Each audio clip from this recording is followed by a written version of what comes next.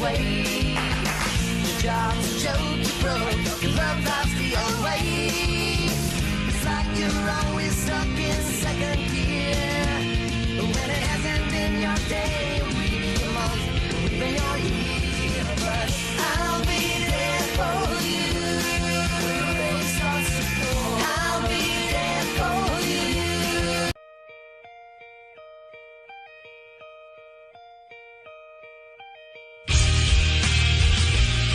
Like I've been there before, I'll be there for you. 'Cause you're there for me too.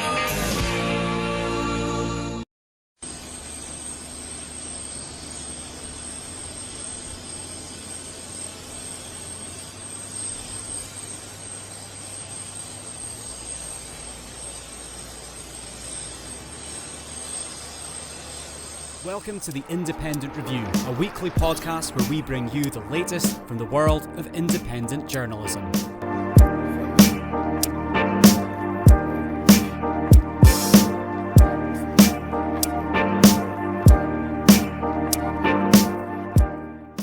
Welcome to another episode of the Independent Review, streaming live on the AM Wakeup channel. Today, we have clips from the Indie News Network, Charlie Robinson, James Corbett, and many more. Let's jump to our first clip from the Grand Theft World podcast.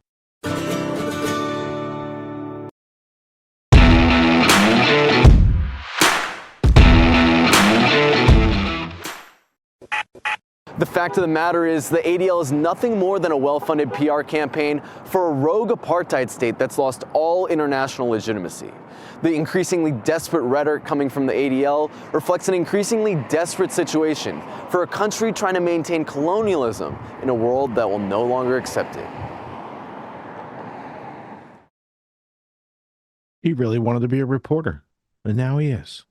You could tell. Like, he's got that old time cadence. He's trying, yeah. He's like, I'm in the street. Yeah, I'm talking to a camera with a light. This is what you're used to seeing on TV. Yes, at the end of Can I have your attention, please? Yeah. Yeah, it was a good report. Now, I also wanted to cut back to, so the theme of that video was Zionists working with the Nazis, and they're all cool with it. ADL doesn't mind. But the Azov Battalion, they're not anti-Semitic anymore. Not anymore. Is that all? I guess that's like no, they paid their subtle, tuition. They paid their dues. Apparently, that's a they're subtle kosher. admission of Nazism, isn't it? Isn't that like a subtle, sort of roundabout admission of Nazism? Some if you think about it?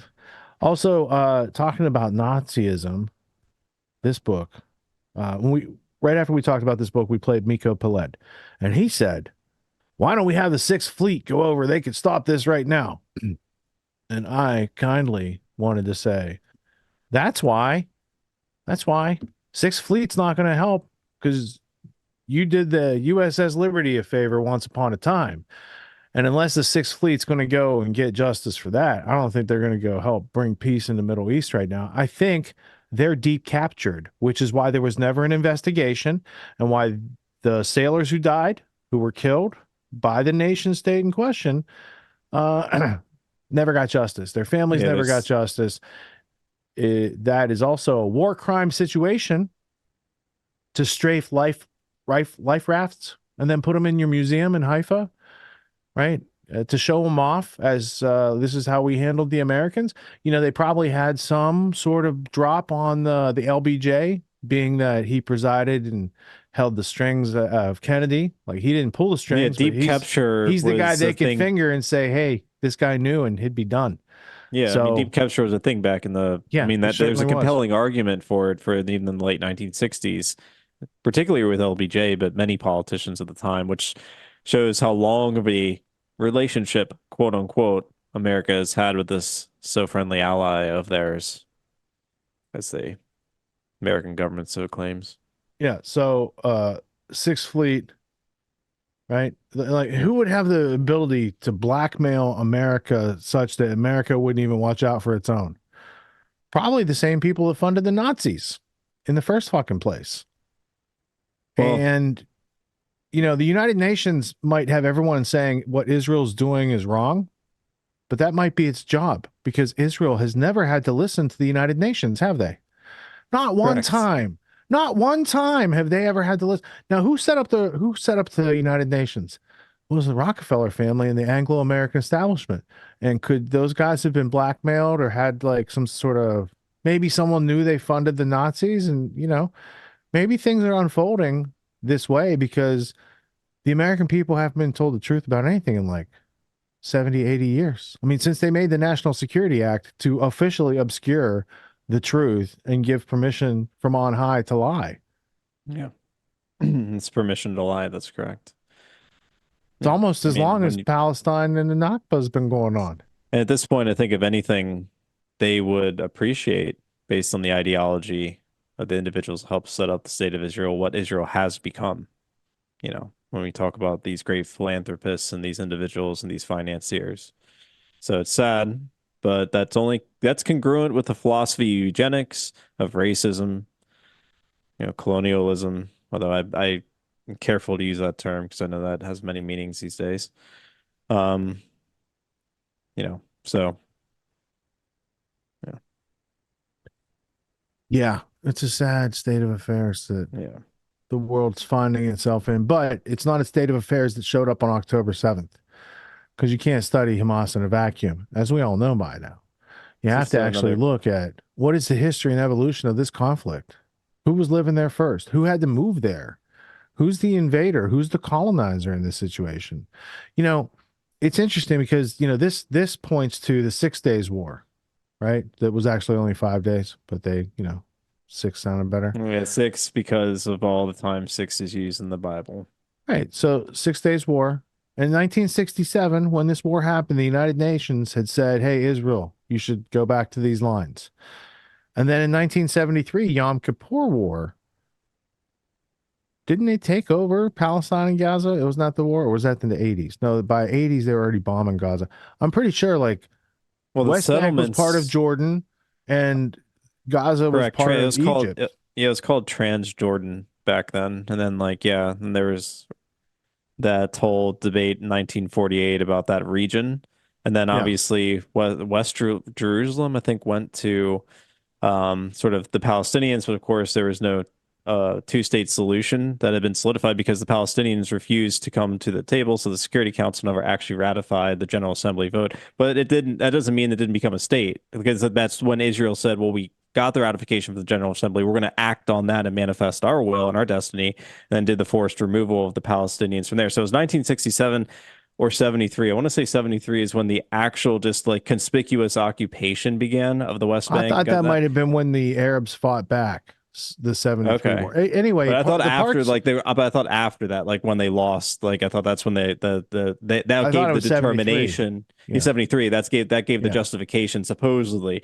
of the Zionists to say, well, now we have to stay here because it's too dangerous. Like, we gotta like impose our will in order to manage the situation. Then the apartheid state became, well, that's when it and they were became working with South Africa and giving them nuclear weapons at the same time 1975, 73, right? Exactly. that Bibi was making up the Likud Charter, which said in the first got it. line, from the river to the sea. So there's a long history and evolution behind the events. And the irony of South Africa being the one to call them out for an apartheid state and genocide after being their close best friend forever, that's a big deal. And people, they may not realize the government changed under Mandela. That you got some people there that are very sensitive to such things, and they see the history and they know who supported the apartheid regime, including the Rhodesians. That's Cecil Rhodes' own country. The dude had a country. You know who else had a country? Cousins from a banking family that you're not allowed to talk about because apparently it's a trope, according to Michael Rothschild. We're going to learn about that next week. Space lasers and all. There's no space lasers, but he had a good marketing plan, and bravo for his entrepreneurial spirit. We'll get into the book. Yeah, that's We'll get into the book next week. Certainly is a interesting marketing plan. So Miko Hey, Peled, this is easy. why the Sixth Fleet is not going to go over there and help out to bring peace. They'll probably participate on the side which they've what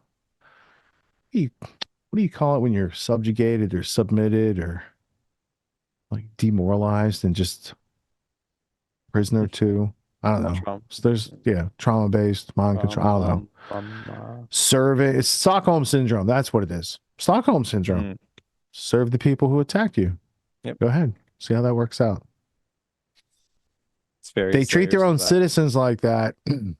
Think of what they'd do to a nation state they wanted to weaken or subvert. It's all the same hallmarks of what happened with American slavery in the South.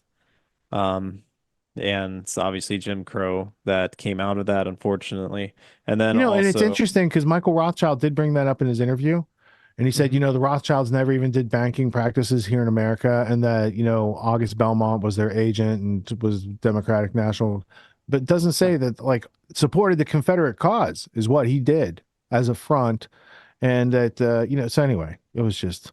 And it also runs parallels exactly with the Hutus and the Tutsis, Rwanda, right? Yeah. And that spill over into the Congo. So I think it's important because, like, that's, when the Belgians, I believe it was, when they moved out, they specifically created a narrative that did not exist, was not true. Dehumanize one side. Dehumanize. Treat the other ones like they're God. Disarm one side. Arm the other ones to the nth degree. And you got genocide. I mean, it was real quick too. Like, it's almost like a test case because I've used this as an example many times. And like when I first heard about what happened on October 7th, I'm like, this is going to be an unfortunate situation where there's so much false narratives even on both sides that it's going to be used to create the conditions of just absolute disaster. Mayhem. Disaster. Like a new Marvel series. It's just all woke. Broke. Something like that.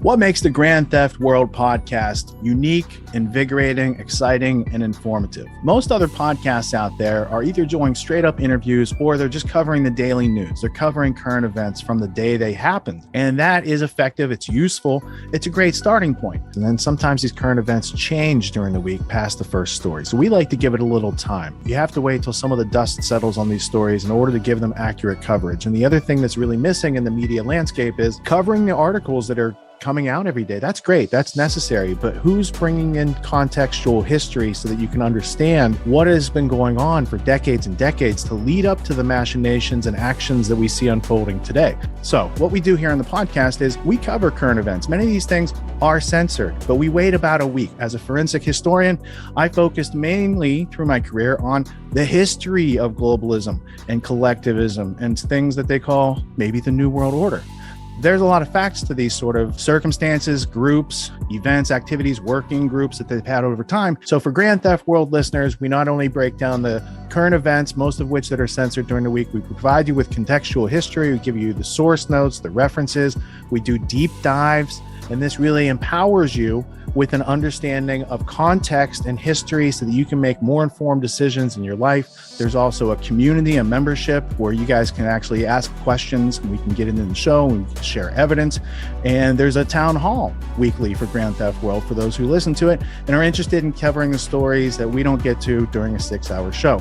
Listening to it an hour a day, you could easily consume the week's news, but you're going to have substance and meaning and context and understanding. And with that, you can make higher quality decisions in your life. So if you're interested in more quality in your life, go to grandtheftworld.com, click podcast at the top, and we'll see you there. Thank you. These allegations are false. This isn't Grand Theft Auto, folks. This isn't a video game. What are the most surprising things that you discovered once you started pulling on that thread? Who he was connected to, what institutions he was influential over, what events he participated in? Come on, man. What are we talking about? Come on, man. No. You don't have to think about it, dude. I got this quote because you said you didn't know much about Klaus Schwab. I made it my job to, as soon as this happened, I'm like, okay, this guy's their front man. Let me learn about the official history of the World Economic Forum. I got their 40-year history. I got every book that Klaus Schwab has written or ghostwritten. I went through those books. This is one of the most interesting passages. Come on, man. Come on.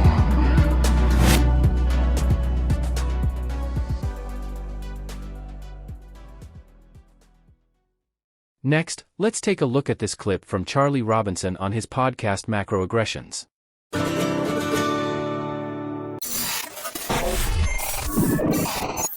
I feel like I am living in a parallel universe, and maybe not even a good one. And I was, I wanted to do this episode because I read a lot for this job. I read a lot of articles, books to the extent that I can. I have a stack of books that I still need to read, but I read as many of them as I can.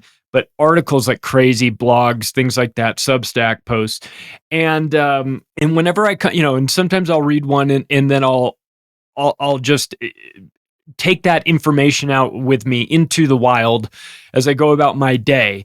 And this happened it happened like a week ago. I read this amazing article from Charles Hugh Smith. He runs a blog called Of Two Minds, of2minds.com.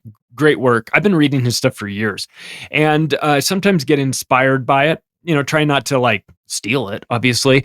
But this was one where I was reading about. He was talking about high trust societies and low trust societies, and it's an interesting concept. It's kind of like when he was talking about the doom loop, and put a name on it, and you go, "Oh, I know what that is. I just didn't know it had a name." Well, the high trust versus low trust society is kind of the same thing. You know it when you see it. You just don't really know that there's kind of a name for it. And I read this article, and it was amazing because I think all of his stuff is amazing. But I didn't really think too much of it.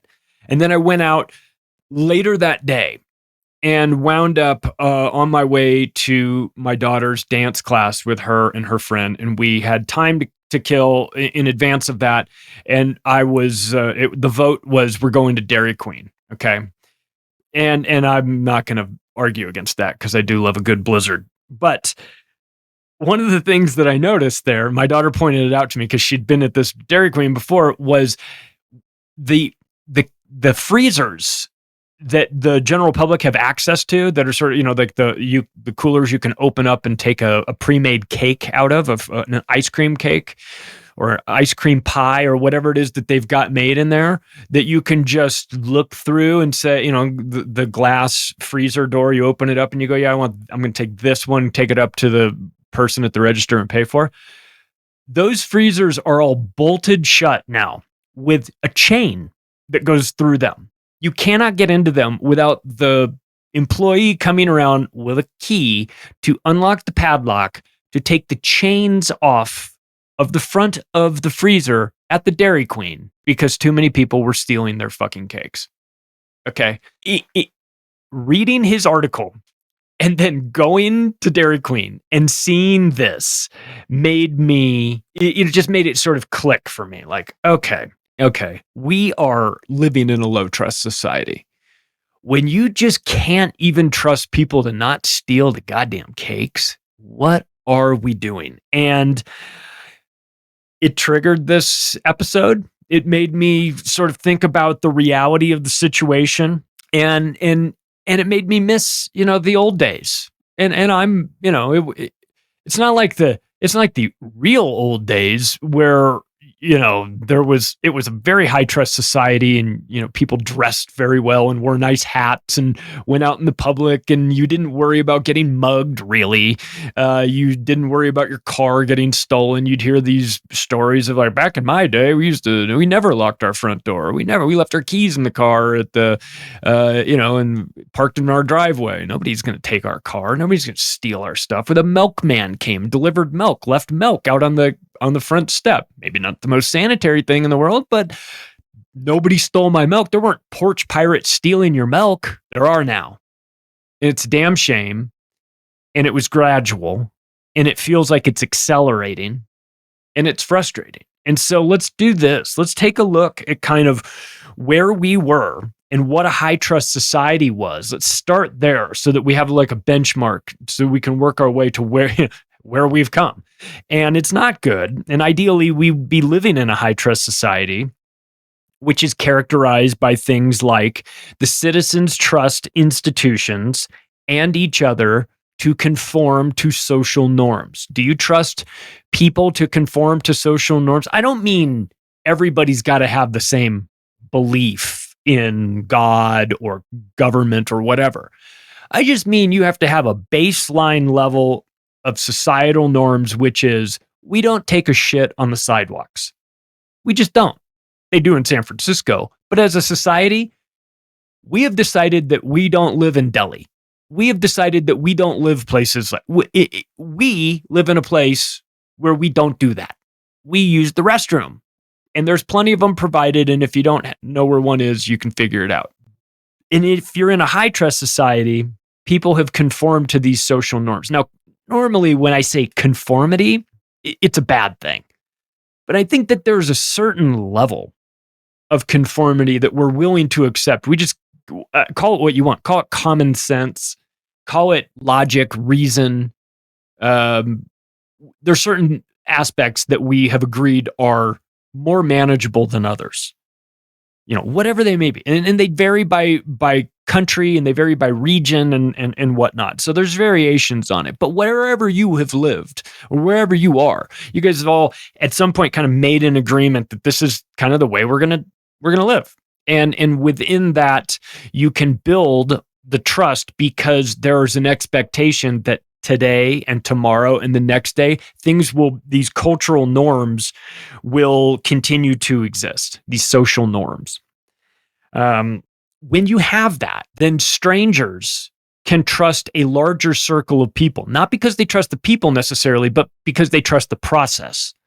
And because they trust the process and they know that other people trust that process, then that opens them up. It leads them to more transactions. And this is from Charles's his article, talking about that in terms of social transactions, business transactions, whatever. If you're in a higher trust society, you open yourself up to more opportunities to have those transactions, as opposed to a lower trust society in which you're very concerned about people scamming you. We'll get to that. But in a high trust society, what you have is you have predictable and you have logical behavior. And when you have predictable behavior, you can plan accordingly. And a lot of times, these days, it feels very difficult to plan accordingly because everything is very unpredictable. You have if you're a small business owner, you know what I'm talking about. Living through COVID, not knowing when you can open your store, how many people you can have in your store. That lack of predictability is a problem. It's a problem for planning for businesses. It's a problem for planning for human beings. Like, I don't know if do you want to get married? Do you want to bring a kid into this world when you've got all these uncertain variables that are constantly changing? So you need a little bit of predictability. Not so much that your life is boring, but just enough that you know how to deal. You understand what you're doing. So they also need the rule of law. And this is a tough one for me because I'm about to host an anarchist conference. So the rule of law to me is a bit subjective because I don't agree with the laws. A lot of them. But if you do have the rule of law, meaning everybody sort of believes in the law, let's just assume that the laws have been agreed upon and that they're relatively logical and we don't have, you're living in a society that's reasonable. In that particular case, the rule of law can be very important, listen, for better or for worse. But if you have that, it adds another layer of predictability to it.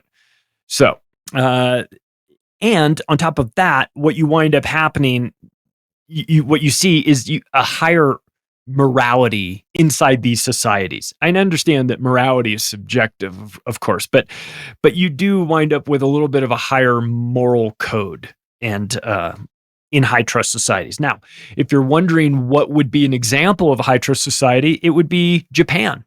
Japan is a prime example of this, right? Very loyal to organizations. They very much believe in social harmony. They are interested in collective well-being. They look out for each other. They're competitive, of course. I'm not trying to say that they're not competitive, and especially with regard to business. But as a society, they generally tend to look out for the well-being of others. There's a sense of civic responsibility in Japan, always has been. And there is a very homogenous ethnicity there. Not down with the multicultural mumbo jumbo. Not a bunch of people in dinghies trying to get into Japan. You know what I mean? Not a migrant caravan lining up to get into Japan. for obvious geographic reasons, but also as a society, they're not interested in that. They don't want that. They might need some because they have declining birth rates. But that aside, from a cultural standpoint, this homogenous ethnicity, in an interesting way, even though they were not necessarily ideologically aligned with the Germans back in World War II, they found themselves in an alliance because the Germans were the same as well. They felt very homogenous about their ethnicity, and people that were outsiders to them were not exactly welcome. In Japan, they stress personal responsibility. It's a big thing. Imagine that. Imagine personal responsibility. I remember a day when we used to have that. And so, that factors in. And listen, probably one of the most important concepts, or one of the most important components of this with regard to Japan, highest IQ in the world. Number one, coming in at 106.48. Okay. The average is 100. You'll find that the top 4 countries in the IQ are like Japan, Singapore, South Korea, Taiwan, China's in there, all Asian. It's culturally, it's just higher IQ, smarter people. And if you're wondering where the U.S. is on this, what are we, number 6? No, we're number 31. We're at 97. That's the IQ average of 97. And I'll be honest, that's generous. Thanks for watching that clip. If you want to hear the entire episode in audio format, just go wherever podcasts are served, search for Macroaggressions, subscribe to the show, and please rate it when you get a chance. Thanks, everybody. This next clip is from the Indie News Network. Let's take a look.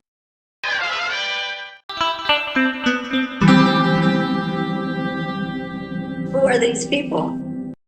So, all right. So I probably will try and go with this a little fast. But this is more of a a little bit more in depth in terms of your previous segment regarding the ICJ, and especially this judge who got a lot of heat online, given pretty much mostly her I'll try to remember to annotate pro-Israel stance.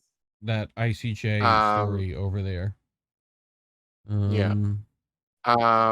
So let's get to know a little bit more about her, shall we? Okay. Yes, we should. So, in a recent decision, 17 judges at the International Court of Justice voted on temporary measures to protect Palestinians in Gaza. Actually, you can zoom out. Yeah. The majority of judges approved all the measures. Even an Israeli judge voted in favor of 2 of these measures, but Judge Julia Seputende from Uganda voted against all of them. So on Twitter, this is what I responded. Obviously, hearing that. And as you guys know, as I keep saying, I've lived in Uganda for a bit. I've visited many times. I love the country. I love the people. But obviously not this judge. So who is she? Who is Julia Seputende? Seputende, a Ugandan judge trained in Britain, is the first African woman on the International Court of Justice. She's in her second term since re-election in 2021, serving since 2012. Seputende has been involved in 3 genocide cases on the court. In 2 cases where provisional measures were requested, she supported them. In the 2022 Ukraine-Russia case, she voted for all 3 measures, including the demand for Russia to immediately stop its military Russian operations in Ukraine. So, interesting. She was able to do that, but not for this. Mm-hmm. What was her justification? Seputende wrote in her dissent that the dispute is essentially and historically a political one between Israel and Palestinians and should be resolved through a diplomatic or negotiated settlement, whatever that means. Yeah.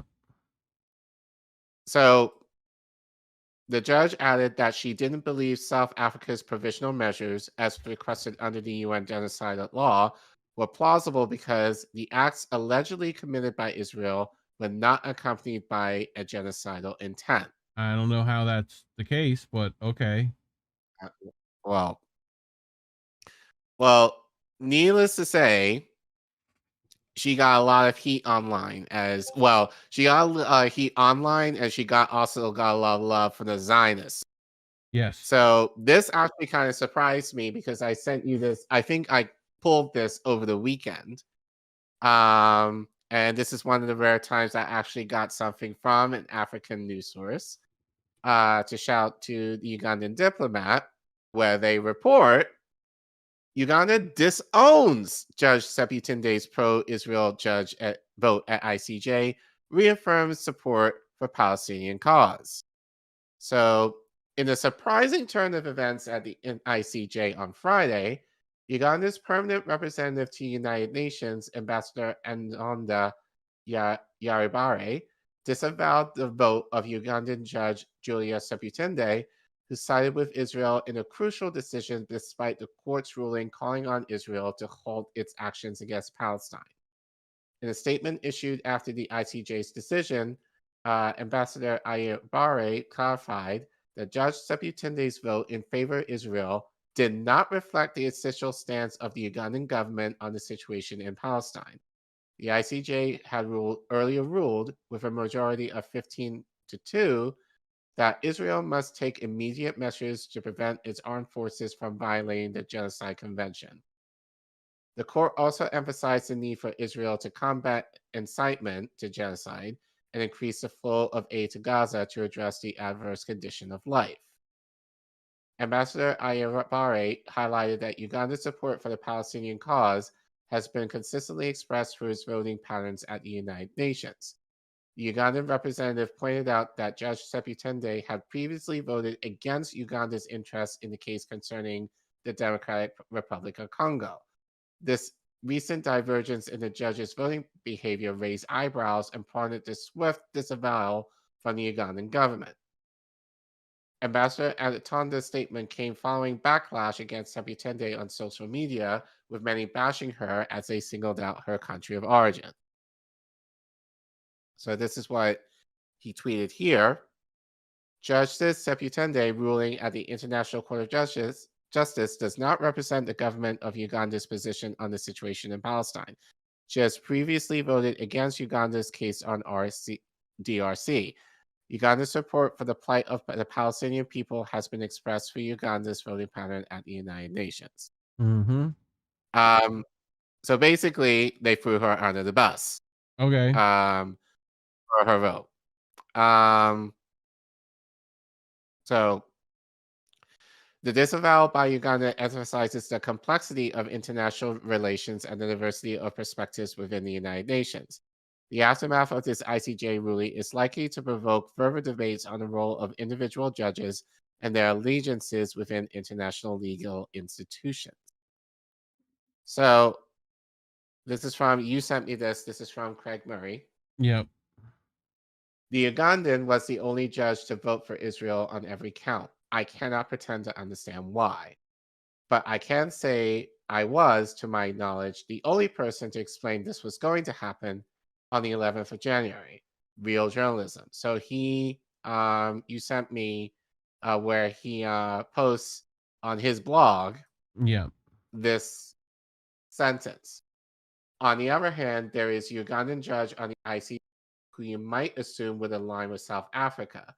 But Uganda, for reasons which frankly I do not fathom, joined the United States and Israel in opposing Palestine's membership of the International Criminal Court on the grounds Palestine is not a real state. So, I did a little research because I was wondering this as well, given my connections to Uganda, is why would Uganda or representative of Uganda will fall in line with Israel? And I came across this tweet. So this is from Daniel Karuma, who tweeted, Uganda's recently hosted the NAM conference, demonstrating its support for the Palestinian people. However, behind the scenes, is widely known that Katuja Museveni, as in President Museveni, has close ties with Israel. Judge Sebutunde's statements simply reflect the demands of the Museveni regime, which maintains very strong connections to Bibi and Israel. In fact, Israel has supplied surveillance technology to the Ugandan government for purposes such as monitoring the opposition, among other resources the regime has utilized to maintain his authority. So in other words, and I probably might have to do a little deep dive on Museveni. I felt like I have before. No, actually I haven't on this show. But so basically, Museveni. So to give some idea, Museveni has been in power in Uganda basically for as long as I've been alive. Sure.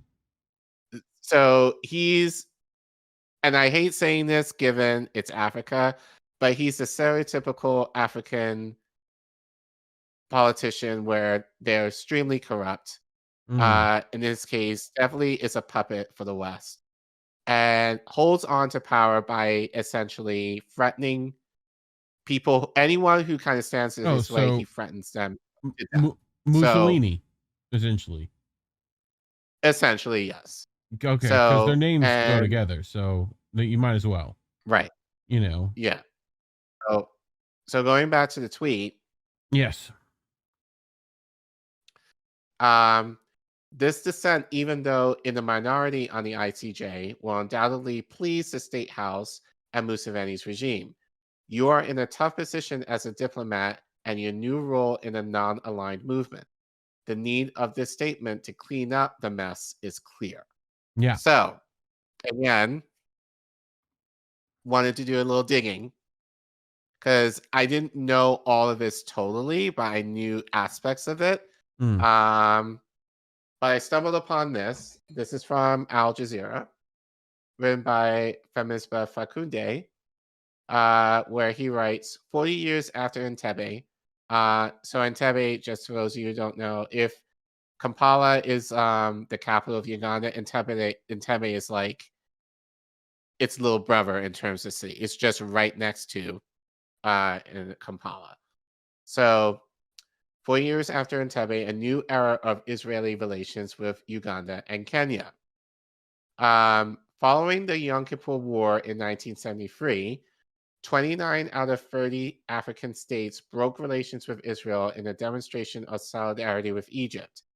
In the half-century since, Israel has sought to renew ties throughout Africa. We've talked about that before. Yep.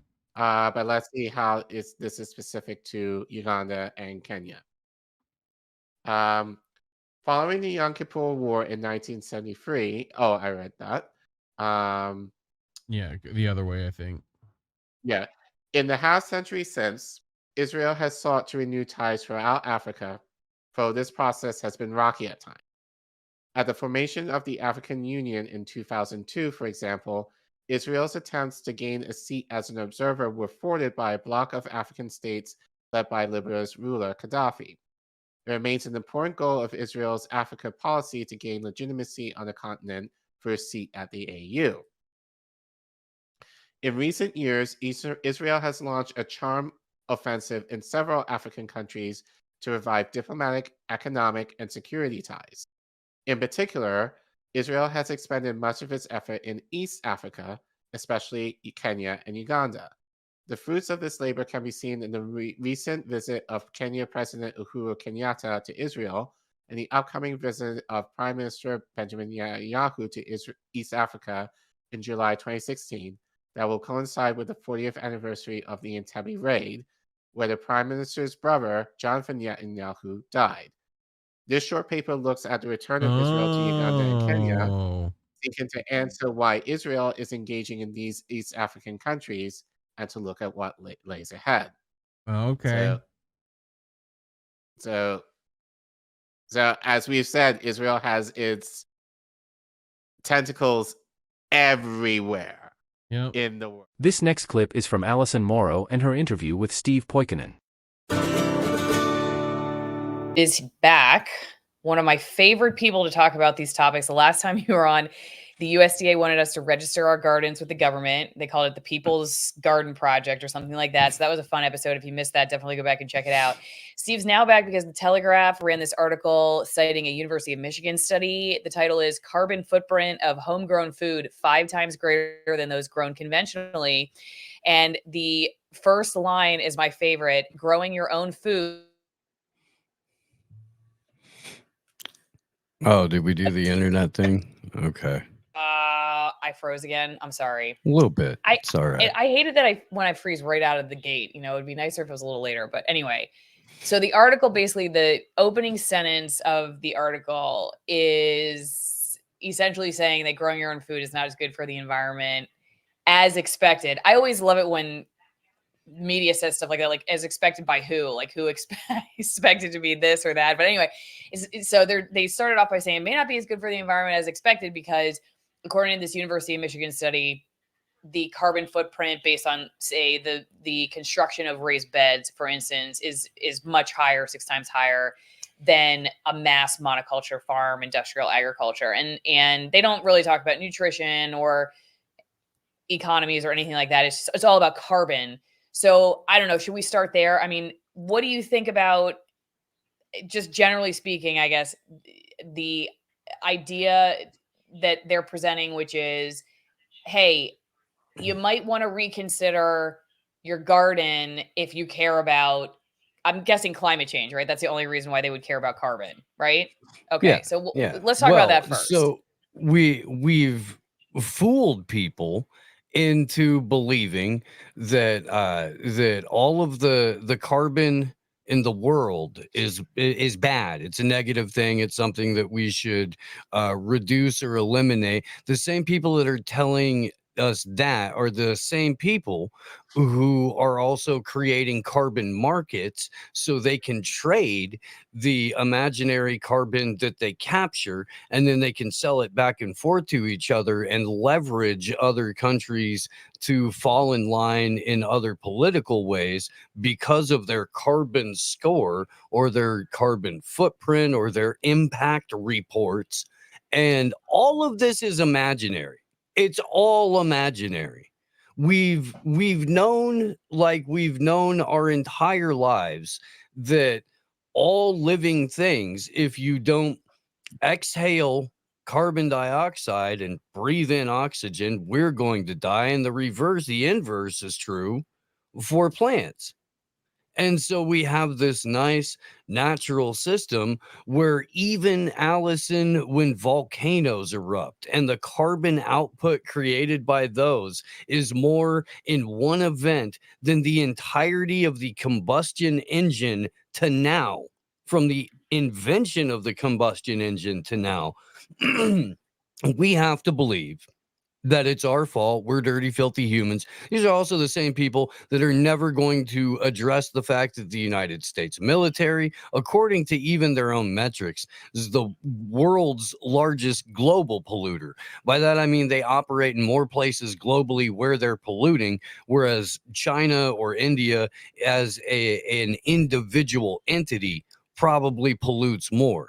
The point being is that they're never addressing the real problems. They're trying to make this an individual responsibility for something that, by and large, if you walk away a little bit from the guaranteed paid for studies,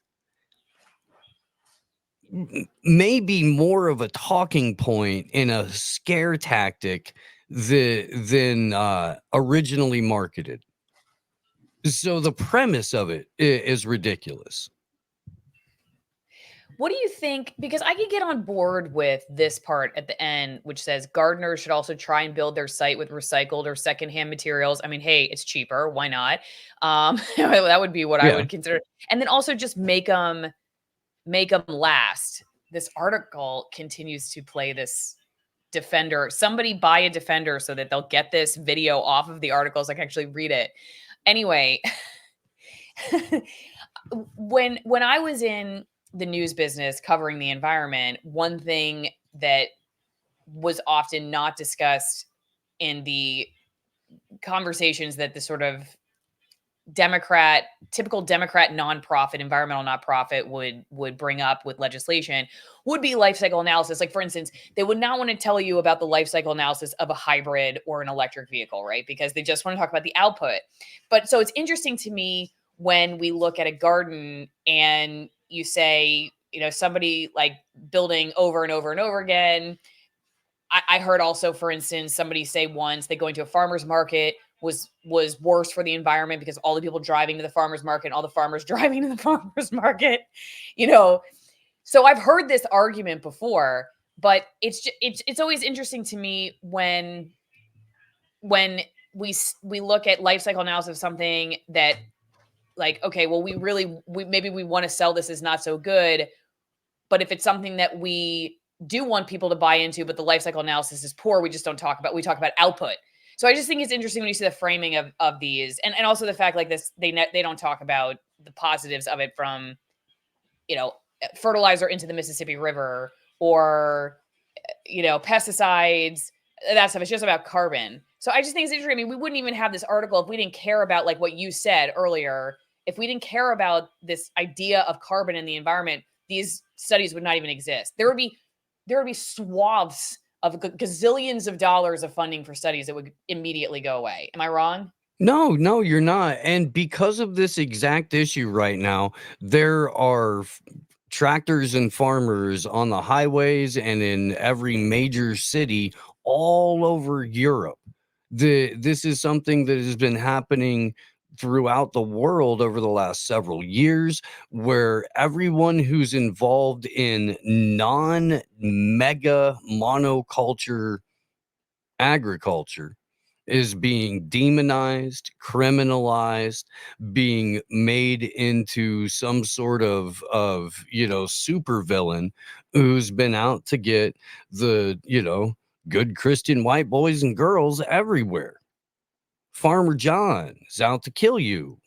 Friends and neighbors, you should demonize this person, and you should look to us, Bill Gates, Klaus Schwab, the Dutch government, King Charles, the people who have your interests in mind at all times and who have been fighting for you throughout their decades of public service in order to get us to a point to where milk has, been up to $6, $7, $8 a gallon over the last couple of years, $13, $14, $15 for a dozen eggs. They want to separate us from nature. They want to commodify and capture all of it. They want to sell us back a facsimile of it through, funded trips to the metaverse where we can look at what a farm used to be.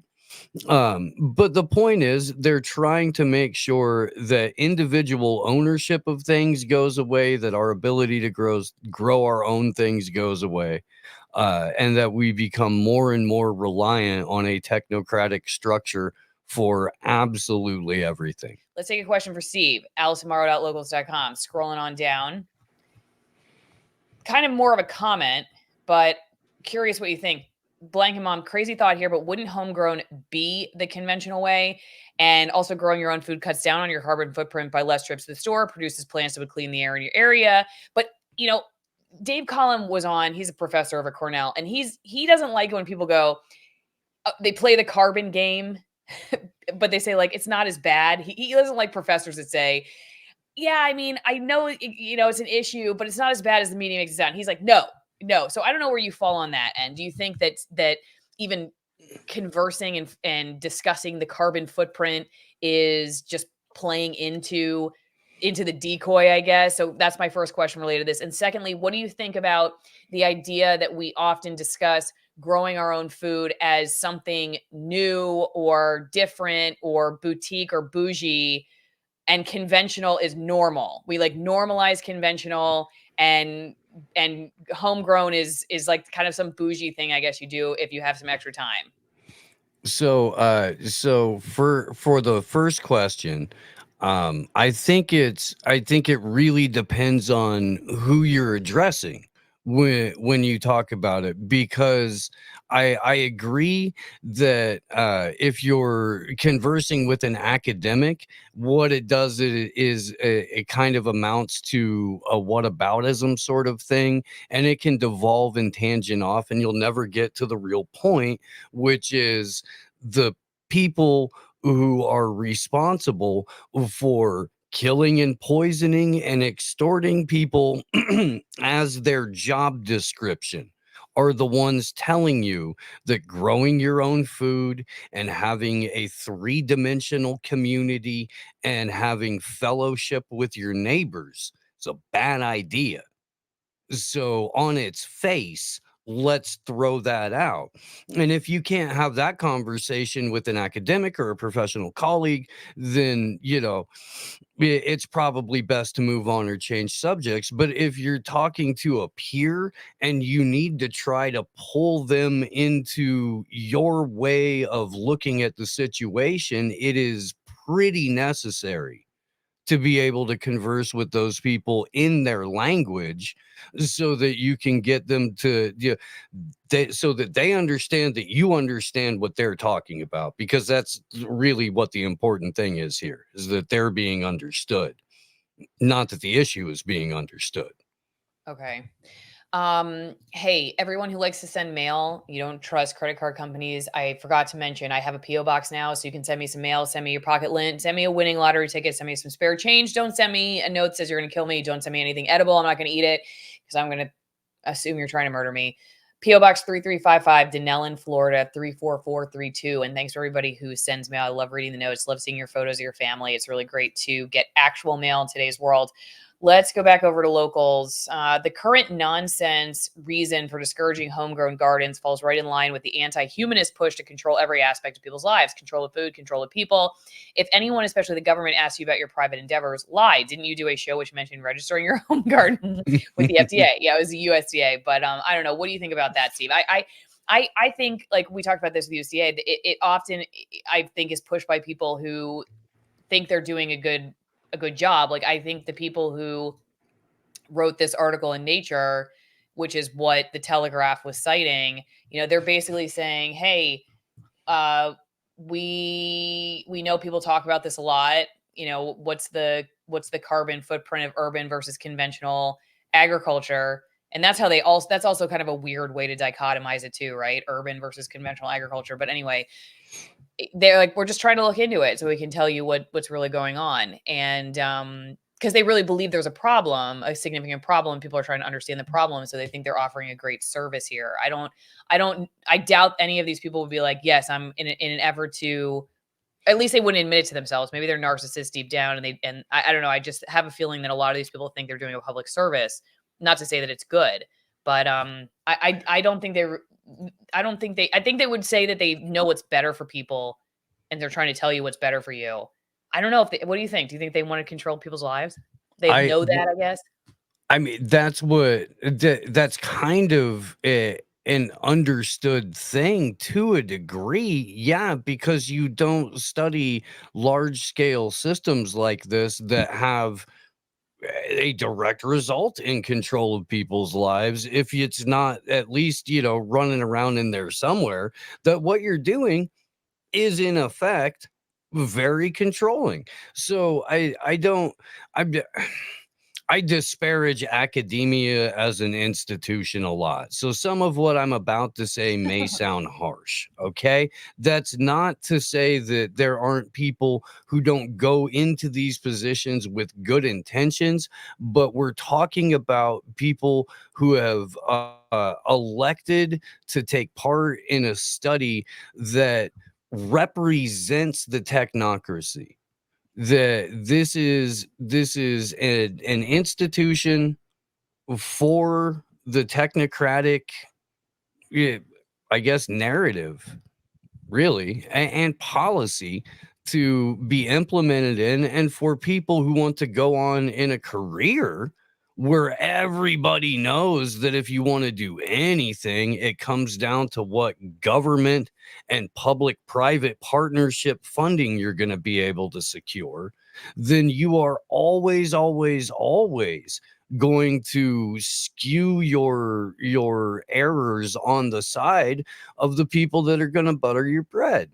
We've seen for how many weeks now, you guys, with Harvard and all of that other nonsense, where as soon as they scratch the surface, it turns out everybody's a cheat, everybody's lying for everybody, everybody's covering for everybody, and there's this system of reward based on falling up and being corrupt. So that's not to say that the inquiry itself or the nature of the inquiry is corrupt, but the way that the institutions have formulated themselves over the years and the way that the pipeline to success has been created has kind of weeded out people, at least at these institutions, that are going to be legitimately curious into finding out the factual answers to the problems.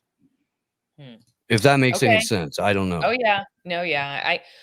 A lot of people think when I say journalists, for instance, in the media are moral busybodies versus I guess intentional crooks. The reason I say that I think they're more moral busybodies is because I don't think they even realize in a lot of ways the system that they're participating in, how they're used as pawns constantly, and they sleep pretty well at night. I know I did, thinking that I was doing a good job. I mean, it wasn't until I woke up and really understood what journalism was, then I was like, well, I can't do that here. So that's why I left. But for 10 good years, maybe a little less, but around that, I did what I thought was journalism, but it was a shadow of what now I realized I needed to be doing, the questions I needed to be asking. So I don't mean that to say that it's better, because a lot of people are like, when are you going to stop defending the news business? I'm like, I'm not defending the news business to say everybody's a stormtrooper.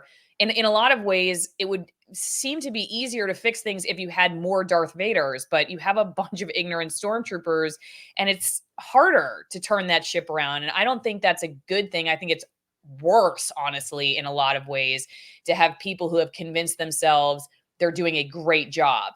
And even more so, not just doing a great job, but they take the public disdain as a reverse endorsement. Just like if I give my kid broccoli and they're like, I would rather have sugar. Like, see, I knew this was the right thing for you tonight. You needed broccoli. And a lot of journalists feel that way, that they're just doing the public good. And if you don't like it, it's just because you're used to lies on social media or something. And it just proves to them they need to push even harder now. They don't see it as something that should be heated, like a warning that should be heated about their practices. DMC says, did you notice they are not speaking of the healthfulness of homegrown food for the eater versus their big money advertising conventional food sellers? And to that point, critical thought over here, conventional is not conventional, it's industrial. So they don't say that. They don't call it industrial agriculture. They call it conventional, normalizing the practice. And yeah, again, like no discussion of health, and really not even in discussion of what it means to be good for the environment other than carbon. So if we took that out of the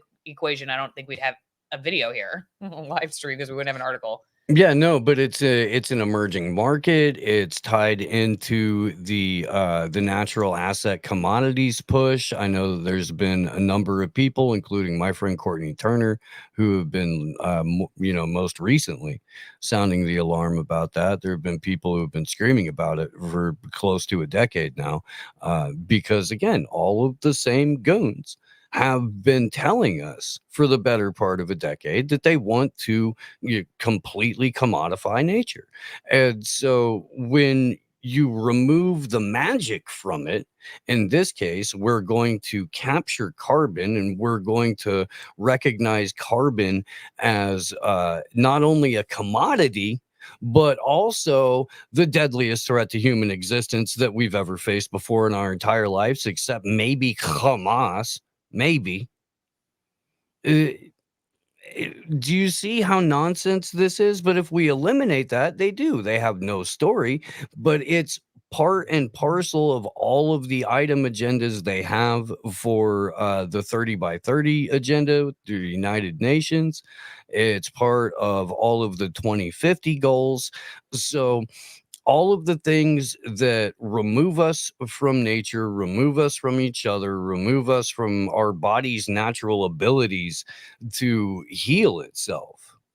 Because without the good food that we're putting in us, and without the, you know, the positive herbs and supplements, stuff like that, natural medicine things, yeah, right. If we give our bodies over to pharma, they're going to be eternal products to pharma, and that's all tied into this. Interestingly, when I was in Seattle and I was telling you that I heard the argument from maybe like you would call him a mainline Republican type, would get into this conversation about like, no, we care about the environment.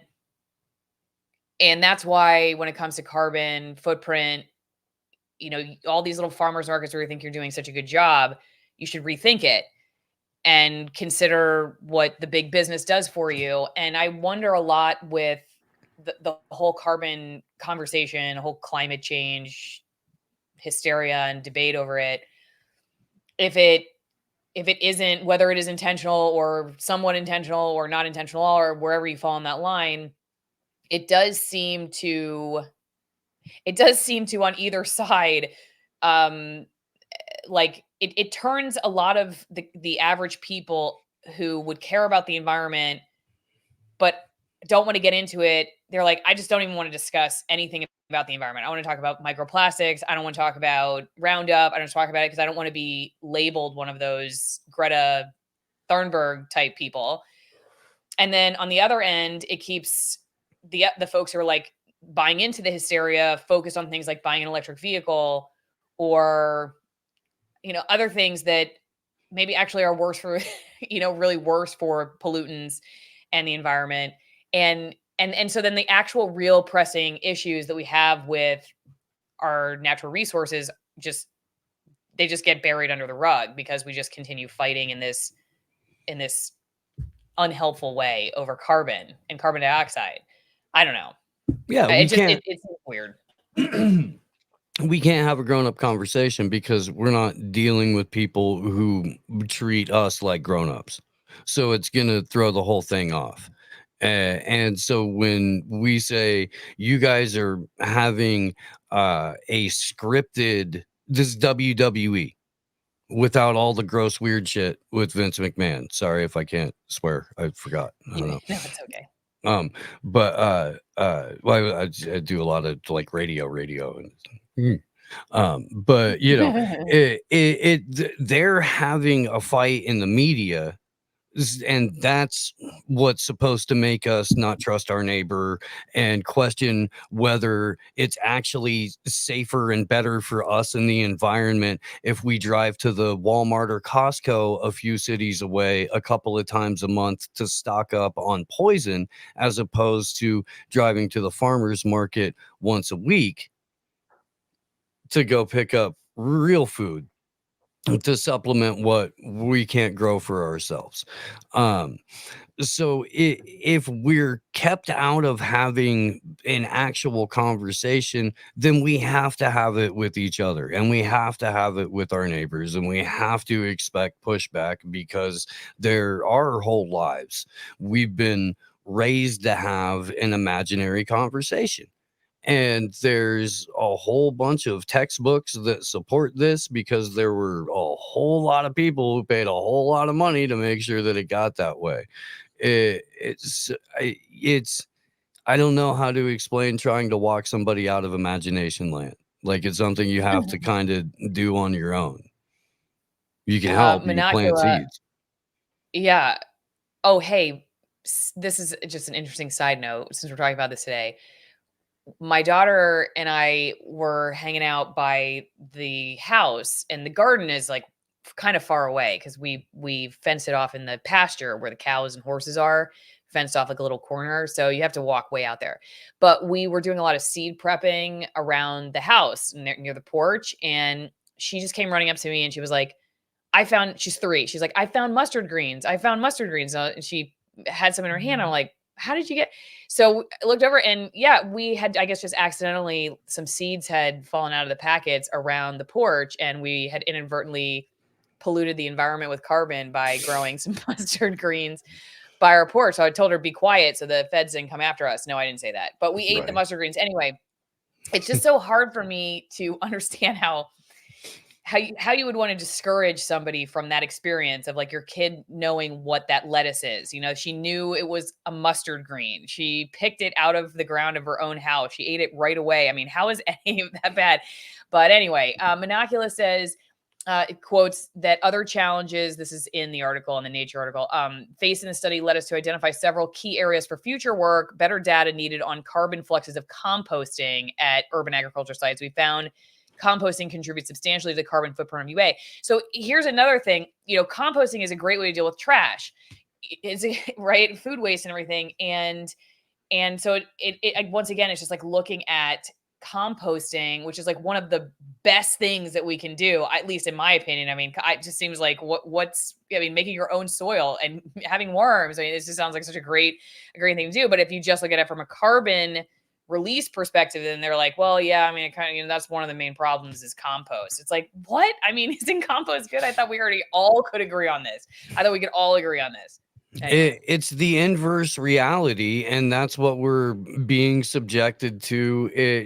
I remember a long time ago hearing George Carlin say something to the effect of, here's what I do. I take whatever the government says or anyone in a position of authority, and I do the opposite. And if you kind of take that to be my baseline point, my baseline operating point, when I hear something like this, or when I hear several related narratives like this, my baseline operating point should be, you guys don't have the best track record, and I'm going to have to see some actual proof and some data. And if you're telling me that improper methods of composting account for what you could prove to be a problem, well, then why aren't your efforts going into teaching people how to properly manage and distribute their compost? We don't you set up a little program that takes, this is what I always wanted to do. I don't even know if I've talked about, we may have had this conversation some years ago, I don't know, but all of these decommissioned city vehicles, whether they be buses or train car, anything like that, you can gut them out and you can turn them into one or two mobile fruit and vegetable stands, grocery stores, effectively. And you can take these couple of vehicles, run them on propane. If you want to run them on whatever you want to run them on, that you're saying is fuel efficient and if it'll make you feel better, whatever, and take these to specific locations, food deserts, stuff like that. You can use all of this money that you're stealing from people and apply it to logical, practical, helpful solutions. But that's not what the state is set up to do. And that's not what anyone who's partnering with the state winds up doing, regardless of intent going into the partnership. Now, let's take a look at this clip with Whitney Webb on artificial intelligence. And of all the major events that happened in the past 3 decades, personally, I think that the Corona era was the peak of what manipulation and hysteria and fear-mongering may look like. And to the extent that critical experts, for example, called it mass psychosis of the people. Shall we expect worst in the coming years? I know this is a pessimistic question, or is that already, or is that already the limit of what the people can accept from the governments? Yeah, I don't think COVID was the limit. I think for them, it was for them to go farther than they've ever gone before. And, based on what they learned about how people reacted to what they tried to do during the COVID era, that can allow them to, adjust certain factors and variables for future experiments and mass hysteria. So, in the US specifically, in independent media, there were people that drew parallels between COVID era hysteria and post 9/11 hysteria in the US. And I think that's definitely fair. But consider that, post 9/11 hysteria was concentrated in the United States of America, whereas the COVID hysteria was throughout the world. So it was replicating that same type of hysteria, not necessarily, and in the 9/11 era, of course, it wasn't just terrorism hysteria. It was also biosecurity hysteria because of the intimately related anthrax attacks.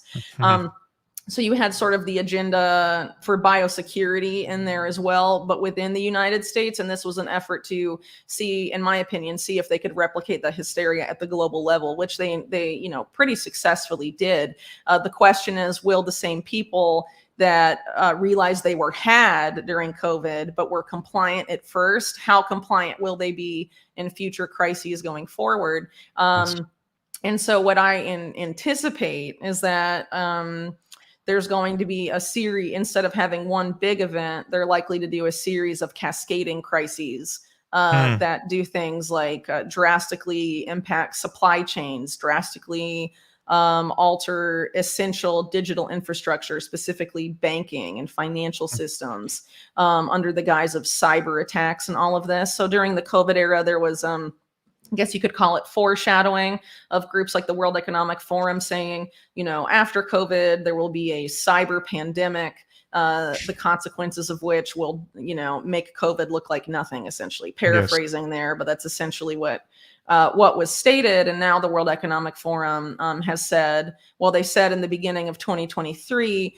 that there will be some sort of massive cyber event that will make COVID look like nothing. And it will happen before January 2025, which, now that we're in 2024, if they are correct, would be sometime this year.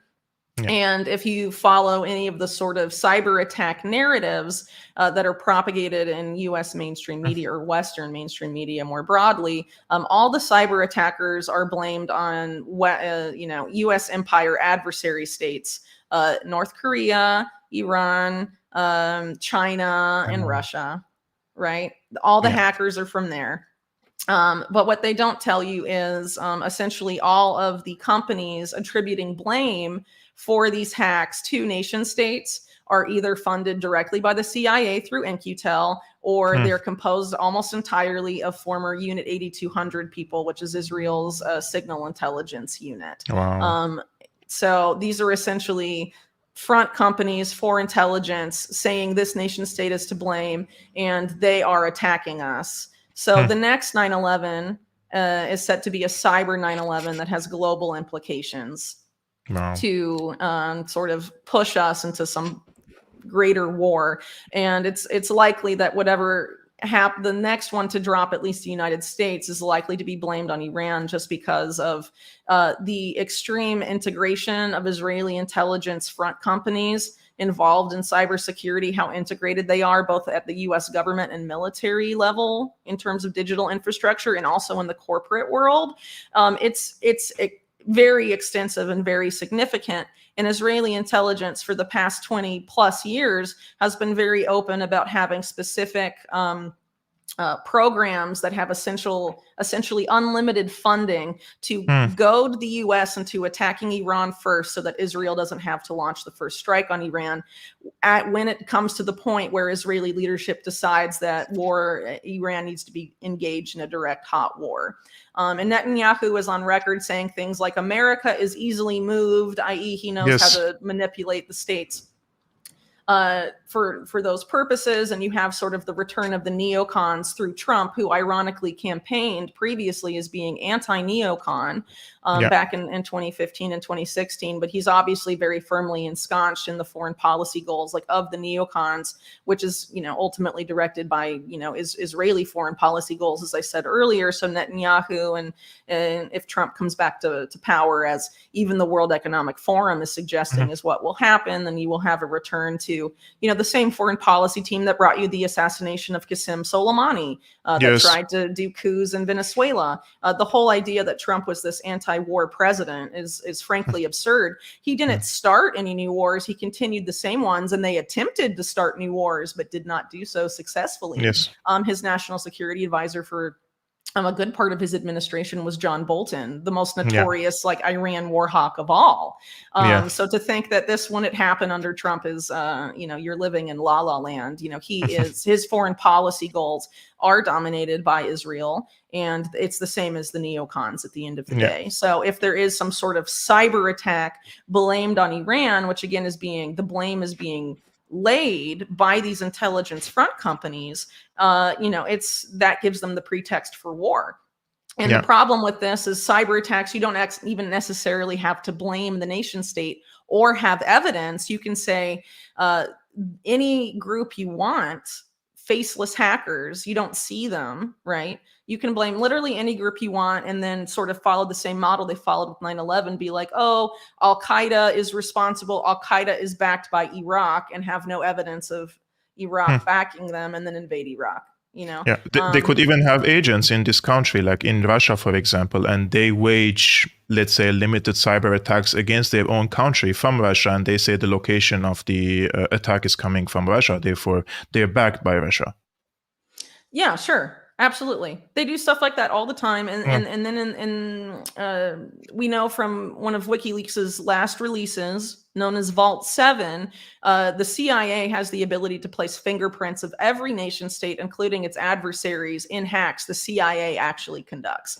And part of the Vault 7 release was saying that the CIA lost control of these tools, so they're everywhere. So presumably every intelligence agency can do that. So there's really no way to know who actually conducted a cyber attack.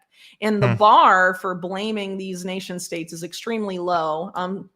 Some of these, cybersecurity or, cyber analysis companies or whatever, they'll say things like medium to high probability that it was this group that we think is tied to Iran because the leader of it previously worked, or his believed work history was for some Iranian state company, and believed work history isn't even confirmed or documented or known work history. And then they're like, the headline will read, Iran conducts cyber attack or hacks this thing. It was actually said during the Trump re-election effort in 2020 that Iran had hacked his campaign and all of this stuff. And Microsoft, which has a significant amount of overlap with Israeli intelligence and American intelligence, it was the company laying the blame there, again, with very limited evidence. So do we really want to trust these people about us, leading us into war?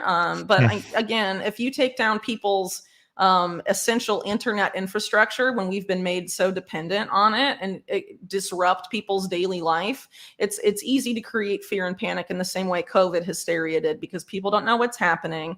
Their daily lives have been greatly impacted. And where will they turn for news? I guess to what's on TV, because they won't be able to access social media platforms. And social media platforms, Twitter included, have all these contingency plans about messaging and cohesive narratives with industry partners, meaning whoever is impacted by the cyber attacks, including banks. And there's documentation of this, and groups like the World Economic Forum's Partnership Against Cybercrime, which includes the U.S. Department of Justice, the FBI, some of the world's biggest banks, Israeli intelligence and UK intelligence, have essentially said that their goal in any of these big cyber attacks is to have their social media partners, all the big social media platforms, amplify their messaging about what's happening. And that, of course, means amplifying what they want you to see and also censoring what they don't want you to see, right? So that's likely how it's going to play out. And they're not going to give people time to find the counter narrative. They're going to bury the counter narrative and not give people time to find it, I think is what the goal is, and try and induce people into that same state of fear and panic. And it's particularly likely if you like me, follow how they've simulated and gamed this out over the years, because I've been reporting on these factors really since 2020. the goal is to have at least one of these big cyber attacks be in the financial system, which of course is very useful for the Wall Street banks that are about to have another big bubble explode. And they don't want to be left holding the bag in 2008 that creates protests against them and they're to blame. And, oh, the Wall Street banks have stolen from us. They don't want that. Hackers have stolen your money, not the big banks. So it solves some problems for them as well. But if people can't access their money, of course, there'll be a large amount of panic. And we will do anything to get our money back. Give us our money back. And they'll say, oh, well, in order to get your money back, we have to do X, Y, and Z. And that could be anything from declare war on the people blamed responsible, the hackers that steal your money and your crypto or whatever, which increasingly has those type of attacks have been blamed increasingly on North Korea, the so-called Lazarus group, which the evidence tying that to North Korea is very slim, very, very slim. So it really could be any entity masquerading quite easily with this whole Vault 7 fingerprint thing, as I mentioned earlier, as North Korean hackers. Yeah, so there's a lot of crazy stuff going on there. But another thing they may do in the event of this happening is use that as an opportunity to onboard people to the whole UN financial inclusion scheme, which is the mix of digital ID, CBDCs, and the private sector equivalents of CBDCs that don't get talked about very much. Because the idea of CBDCs, right, is that the central bank is issuing the programmable, surveillable money, but also in certain countries where certain political leaders have declared that they are against CBDCs, for example, the United States, the goal is to have essentially the same programmable, surveillable money, but instead of being issued directly by the central bank, it will be issued by the Wall Street banks and the private banks, right? So, okay, JP Morgan is going to program and surveil your money and not the Federal Reserve, even though JP Morgan and Citigroup and the biggest banks on Wall Street own the Federal Reserve in the US. It's, kind of silly, but in a lot of other countries, it's a direct issued CBDC. Regardless, the idea is to have all of these programmable, surveillable digital currencies, whether it's issued by a CBDC or issued by a central bank or something else, to be housed in a global interoperable database that appears to be the database being set up by the World Bank right now called ID4D. And, essentially when they have that system, it's, here comes global governance like you've never seen it before. But again, if there's a cyber attack panic and your money disappears from your bank account and you're told the only way to get your money back is to participate in the system, come claim your dollar tokens because your real dollars and your bank account have been stolen, people will do it. And I think that's, the part of the utility for them is to have it play out that way. Now, let's take a look at this clip from James Corbett on the Fake News Awards. On the big tech scam. But here's the real question. Now that Adobe is patenting technology to use AI to fight fake news, will you even be allowed to question the veracity of these AI stories in the future? Stay tuned to find out in 2024. But in the meantime, it's here! The fake news story of the year! Will Justin Trudeau manage to retain his title as world leader in fake news? Will a new challenger rise up to take his place? What was the biggest load of horse twaddle of 2023? Find out right after this word from our corporate sponsor.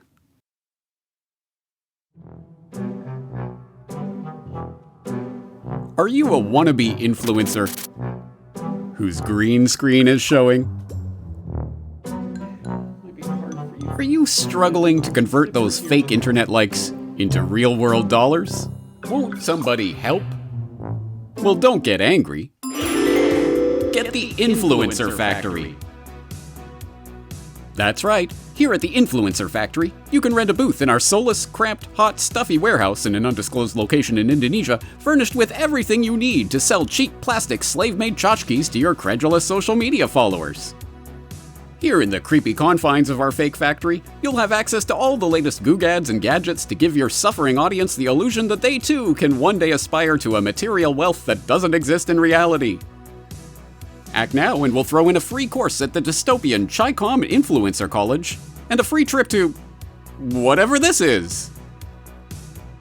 Do you want to become a brand and market yourself to fluoride-addled fondle slab zombies? Then don't get frustrated. Get the Influencer Factory. Some terms and conditions apply. Users of the Influencer Factory waive all damages and liability for working conditions, labor law violations, factory fires, and death by sudden decapitation. Users agree to cede the Influencer Factory possession of their passport, their belongings, and their immortal soul. Void where prohibited by natural law. Thank you, Influencer Factory.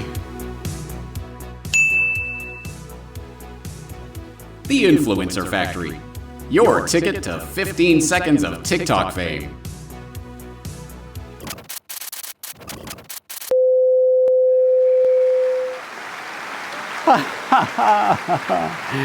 Delightful. I trust the irony that at the Fake News Awards, the commercials are actually true is not lost on the observant viewers out there. Okay, guys, it's time for the moment we've all been waiting for, the fake news story of the year. There's obviously no shortage of fake news stories to pick from Biden's fake tweet about a fake letter from a fake child about a fake problem promoted by fake accounts. Or was that a fake Karine Jean-Pierre tweet? Or there's the CBC attempting to create a scandal around Alberta Premier Danielle Smith by reporting on a completely fake and made-up email that didn't exist. Or there's the BBC's pathetic apology to Nigel Farage after they published the fake news story claiming that he wasn't debanked because of his political views, when in fact, that was admittedly part of the bank's decision. But as important as all of those stories are, they pale in comparison to the real story of 2023. No, not the scamdemic. That's so 2020. No, of course, I'm referring to war. Yes, 2023 was the year of fake wars fought with real people for fake agendas by real enemies of humanity. And, like every year, guess who gets to pay for these wars with our blood? That's right, we do! Meanwhile, these enemies of humanity ham it up at Davos and chuckle over it at all of their latest globalist shindigs. And so, this year's fake news story of the year falls under the category of a fake war story. And the runners-up are Vladimir Putin for telling the world that Prigozhin blew himself up during a coke-fueled game of pass the grenade on his own jet. A fake news stinker so brazen that the bloated and visibly uncomfortable liar-in-chief of the Russian arm of the New World Order couldn't even maintain eye contact with the public he was lying to. The Toronto Star for calling Yaroslav Hunka a man who fought with the 1st Division in the Second World War before later immigrating to Canada, rather than someone who served in the 14th Waffen-SS Grenadier Division, a voluntary unit made up mostly of ethnic Ukrainians under Nazi command. The New York Times for their Gaddafi Viagra-level fake news reporting of the October 7th false flag, including making up stories about alleged victims of rape, and then systematically ignoring the Israeli police statement that there is no evidence of these crimes, and even the alleged victims' family members who claim that the New York Times simply invented the story. And the US Congress for, oops, accidentally gifting grifter extraordinaire Zelensky and his merry band of Ukranazis $6 billion in the most stunning turn of events since that bank error in your favor garnered you 200 Monopoly dollars. Actually, the fake fact-checkers are here to tell you that in reality, the Pentagon didn't accidentally send an extra $6 billion to Ukraine. In fact, they overestimated the value of $6.2 billion worth of military equipment that was sent to the country. And the winner is...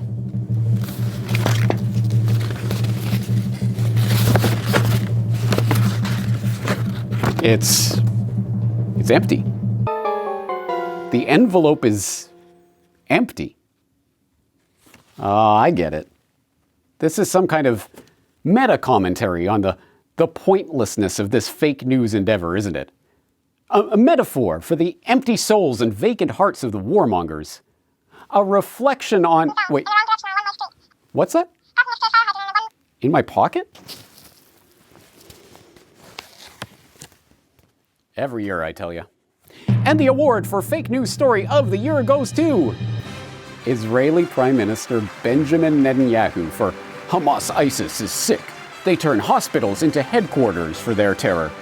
We just released intelligence proving it. Here it is. Yes, the fact that Prime Minister Netanyahu's digital lips were moving should have been the first sign that he was about to lay down a giant turd in the punch bowl of the October 7th false flag fallout. But if that wasn't enough, then the proof that he offered for his claim that Hamas ISIS, which isn't a thing, by the way, and Netanyahu should know because he helped create both, was turning hospitals into headquarters for their terror, should have sent the blaring klaxons of alarm off even in the most gullible rubes.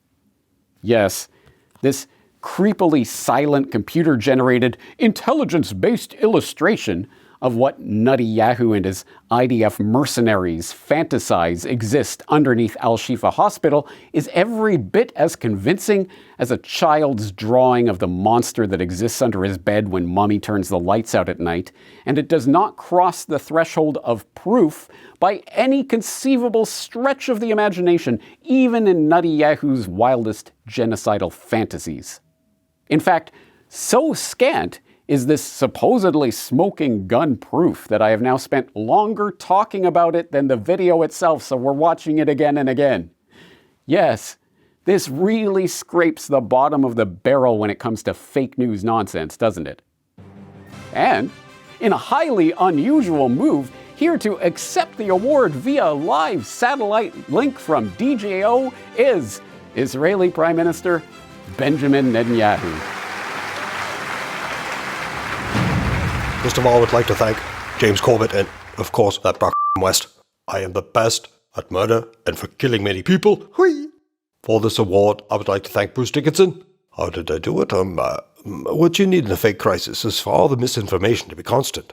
Set fire to a woman, and suddenly it doesn't matter who's bombing the hospitals. We have to kill them and cease fire after. I eat babies, for crying out loud. I think they're making a mockery of us. This is all staged. I set fire to hospitals for freedom. Everyone is safe and alive in our fridge. Well, it. I mean, those organs are not going to traffic themselves. Well, what do you say? Well, say you, James, and you guys. We know this award is fake news. In fact, there is no James Corbett. Well, not for long.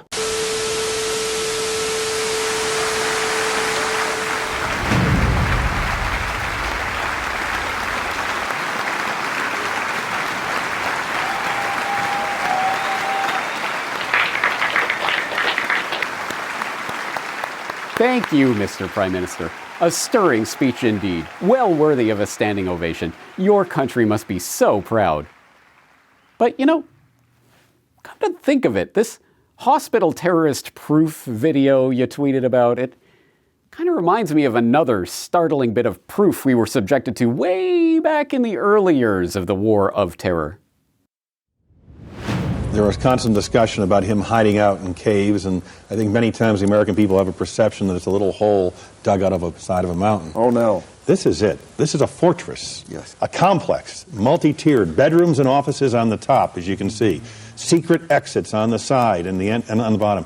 Cut deep to avoid thermal detection. A ventilation system to allow people to breathe and to carry on. The entrance is large enough to drive trucks and even tanks, even computer systems and telephone systems. It's a very sophisticated operation. Oh, you bet. This is serious business. And there's not one of those. There are many of those. Ah, that's it. This comic book supervillain cave video tweeted out by Netanyahu has exactly as much credibility as Rumsfeld's comic book Qaeda phantasm, which is to say, none whatsoever. And as we saw in the ensuing weeks, this proof tweet was followed up by another smoking gun. Pictures of a hole in the ground, and a stunning video of an empty tunnel shaft underneath the hospital. Having secured this deadly terrorist site, the Israelis then threw open the doors to the tunnel, showed the terror mastermind's headquarters, and put all doubts to rest. Oh wait, no, they didn't. They strictly controlled foreign media and put out staged, crafted, managed, controlled PR videos showing a single rifle and, gasp, an MRI machine in a hospital.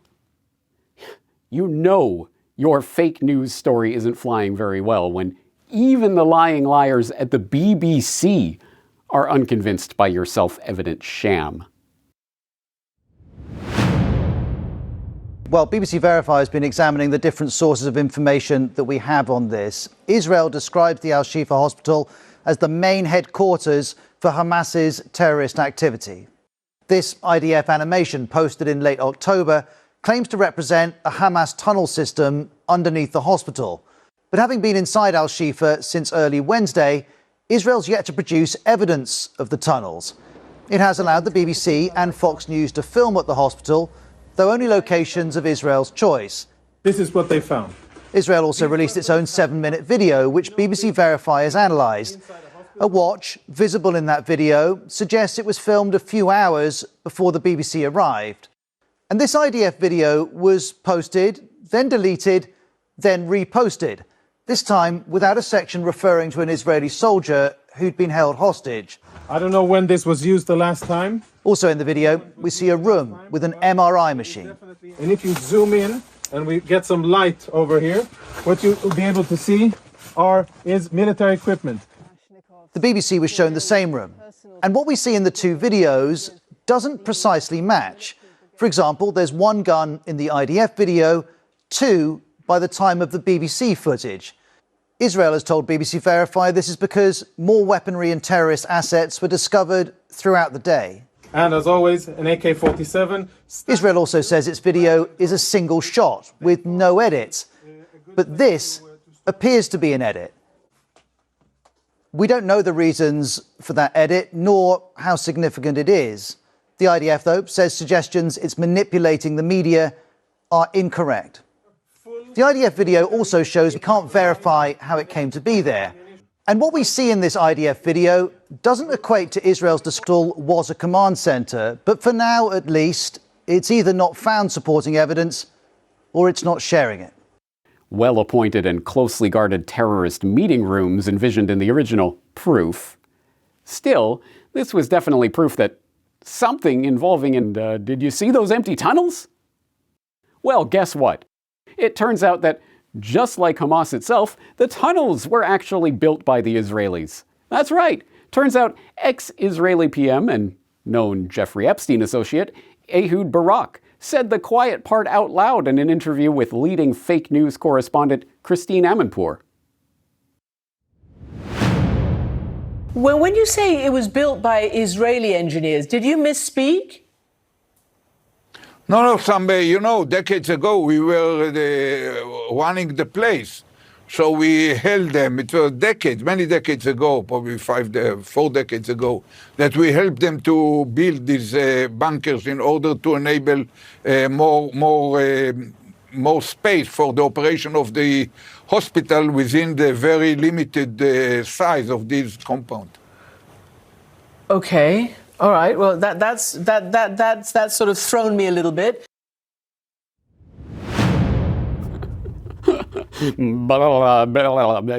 That's all, folks. That's sort of thrown me a little bit. Are you getting this?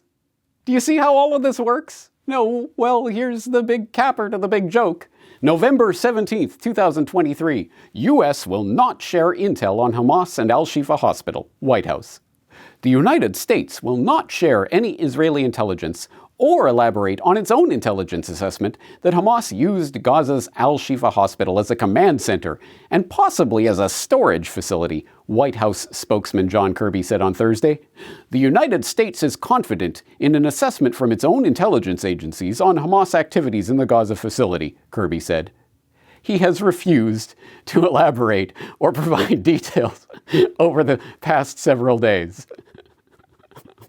Hilarious! And do I even need to bother with the inevitable denouement of this twisted tale of untruth? By the end of December, even the Washington Post was forced to admit that the Israeli proof of this terror HQ under the hospital falls short of actual proof.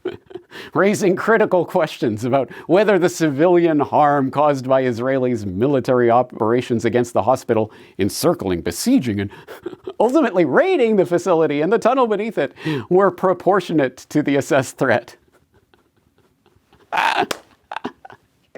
Do you see this? Are you laughing?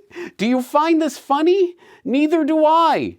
Murder, genocide, bombing innocent women and children, and using computer-generated fantasies about rifle-wielding MRI scanners to justify it.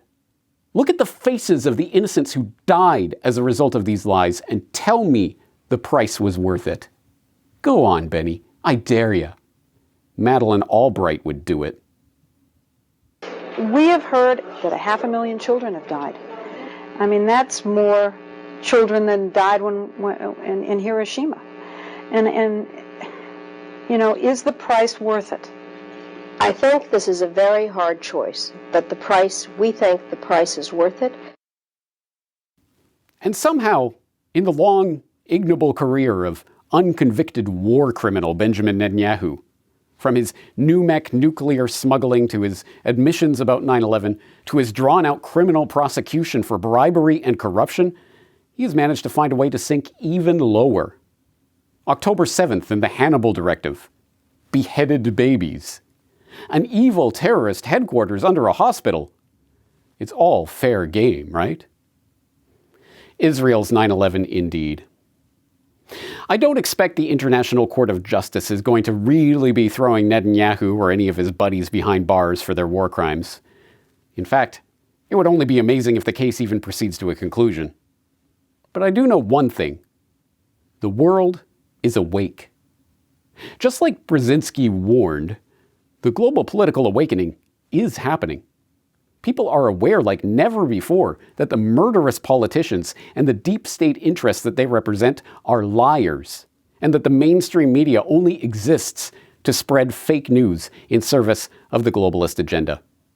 And I can vow that as long as there is air left in these lungs, I will continue calling out these liars and their fake news lapdogs for what they are. And I'm not the only one. And hey, Benny and all of the lying liars in the fake news corporate-controlled media who helped propagate this and a million other fake news stories in 2023. You know why we call them the dinos? Because you are the leftover remnants of a bygone era. You're already extinct. You just don't know it yet. And that's the 7th Annual Fake News Awards, everybody! Thanks so much for joining us for this celebration. And remember, stop concentrating on fake news and the fake talking heads who peddle it, and start concentrating on what you can do to make positive change in this world. That's the only way to kick these liars in the nuts. Until next time, everybody.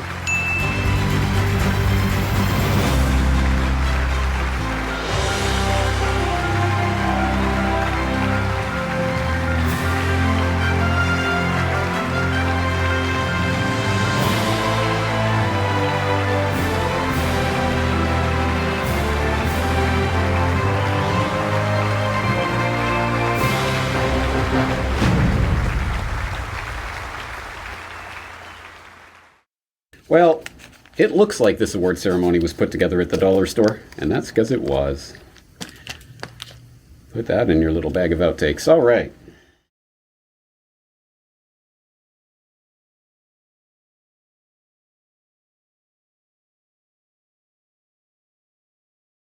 I'm a big believer of just like being able to, or being willing to talk to everybody and anybody. I remember like when I had Professor This next clip is from the Richard Ripple Wolf on, Effect the podcast with host Ricky Like, one of the Varandas first and a people who lot reached of out to familiar me, like, faces the for his day I think 500th I episode. put it out was Charlie Robinson. He's like, hey, great episode. And I'm just like, Charlie, you're like, you know, a anarchist, libertarian-ish thinking person. Like, I can't believe that you actually listened to that episode, like, and went out of your way to listen to it the day it dropped.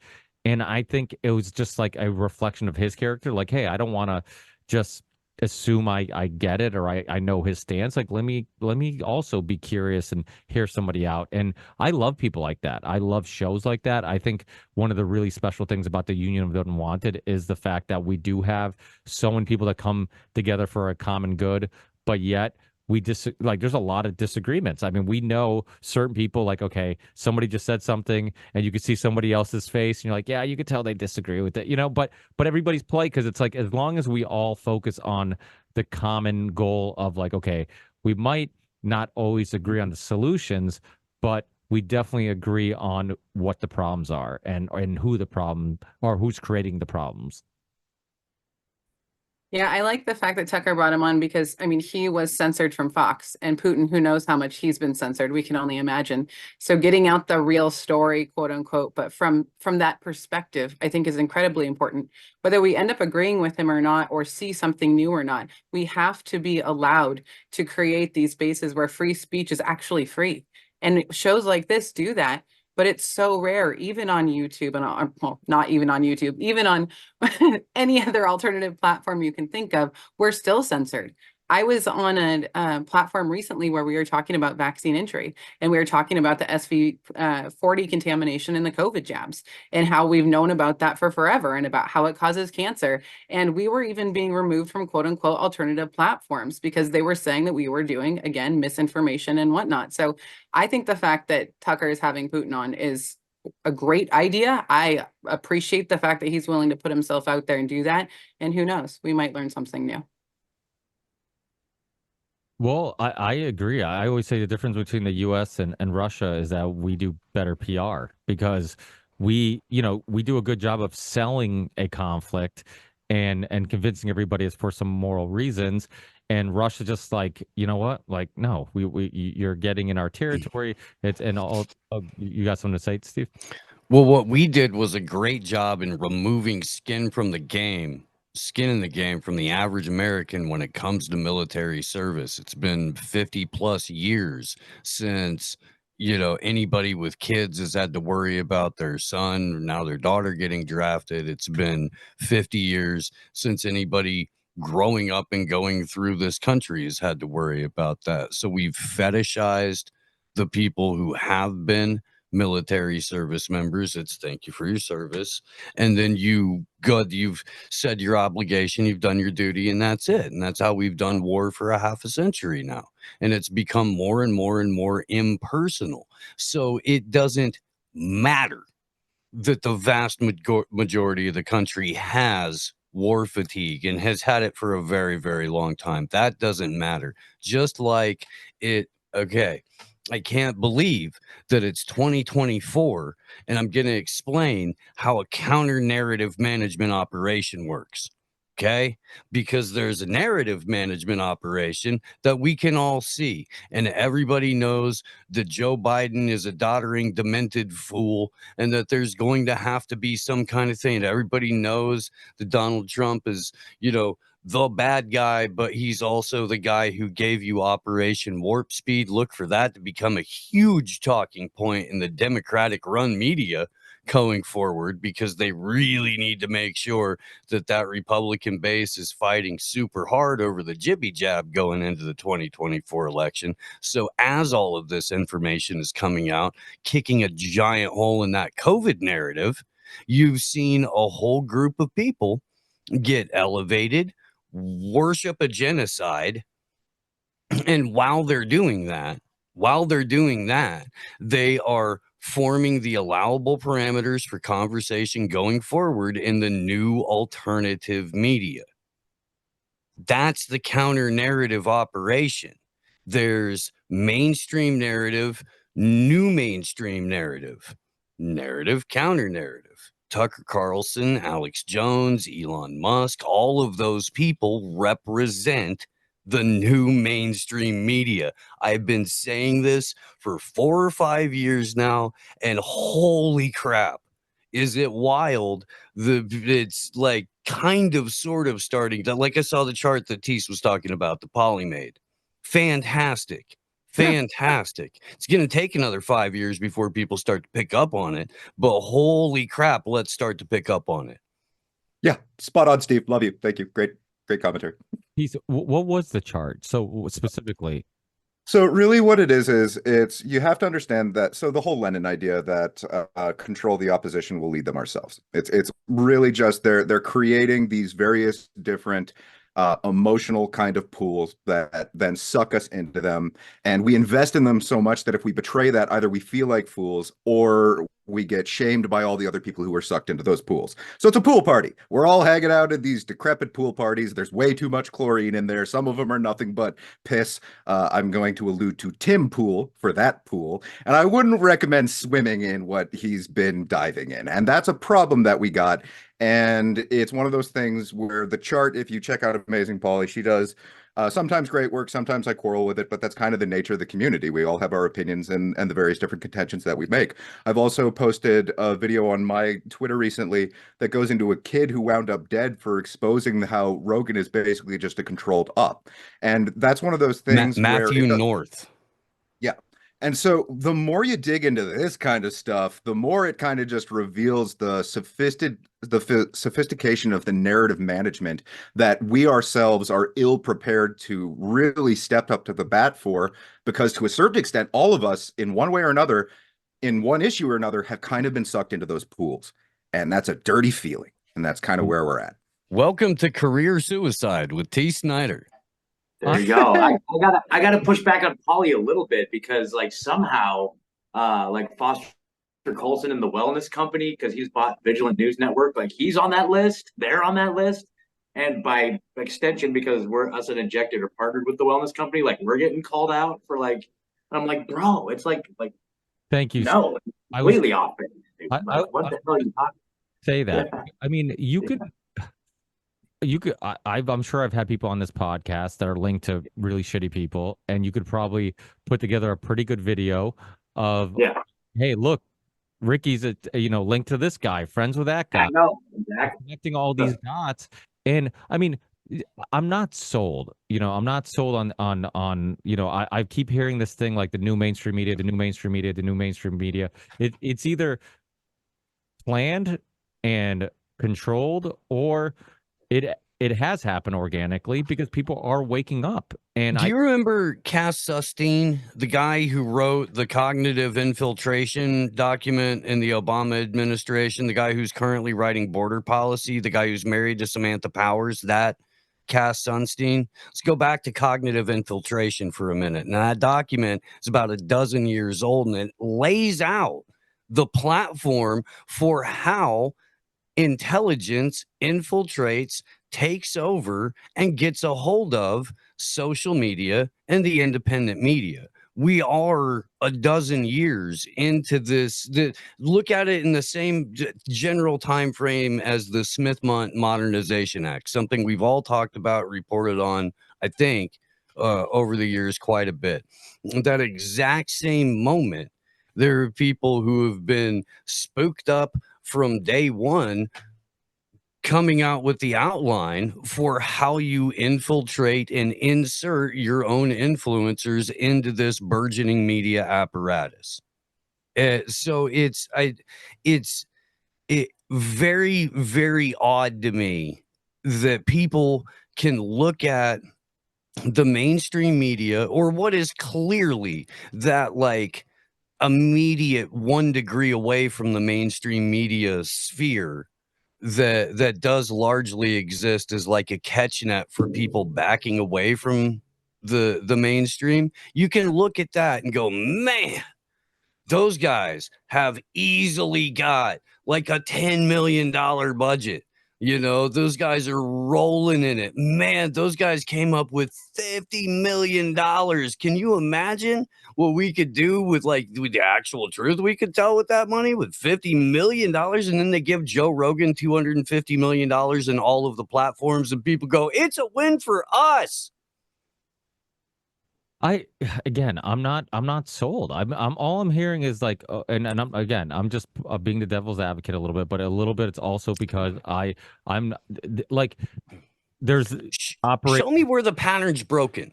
In how a media operation lines up, unfolds, and is put out onto the people. Show me where the pattern deviates, and I will jump right the heck on board with you, brother. I will. I promise you. Well, I'll tell you where. Well, the thing is, in with that argument and that perspective, you could literally point the finger at anybody in alternative media. No, you couldn't. Man. I mean, I don't. Go ahead, T. Sorry, I'll shut up. Okay, I'll just say it this way. It's like there is the concept of freedom of association, which is very important. It means that we should be able to talk to people without that necessarily being emblematic of our thoughts or feelings, or that meaning that we directly support them as a person. So that underlying basic principle and concept is really important to bear in mind. And that's that a lot of what has happened with the like cross-pollination of these conversations, the various different organizations and institutions that we either rely on for our goods and services or that prop us up in some capacity, like Scott was saying, he's kind of been painted by association because of like Unjected being partnered with, and then that can become problematic. Like one of my episodes is posted on band.video, and I personally think Alex Jones is basically an op. So there's one of these things where it's like, just this giant washing machine environment that is the internet, and simply by existing in it, you're going to get splashback for participation. And that isn't necessarily one of those things where it's that you're in it together. It's that it is this kind of just digital terrarium that we're trying to grow in, and you end up bumping up against other things. And it's a very difficult thing to come up with the appropriate phrasing or metaphor for, because if you get into like just the raw data, it's so vast and expansive that it's just chart upon chart. It's like going through Richard Grove's brain. It's like you're just going to go insane. So it's really difficult to navigate, and that's the creation and control of narratives, and that's the fifth generational warfare weaponization of what we're currently living in, and trying to make sense of, and then go out there and tell the story of, so other people can understand. But the only difference between Scott or myself and anybody else you point the finger at is the fact that you know us personally. No, not at all. Because we know where you guys' money comes from, too. We know who you associate with. We know who you've associated with for a long time. We know what they believe in. We know what boards you guys are getting money. You do or don't sit on. Like it's not like, oh, you had this guy on your show once, because that's retarded. Nobody I don't think anybody believes that or is going to be advancing that argument.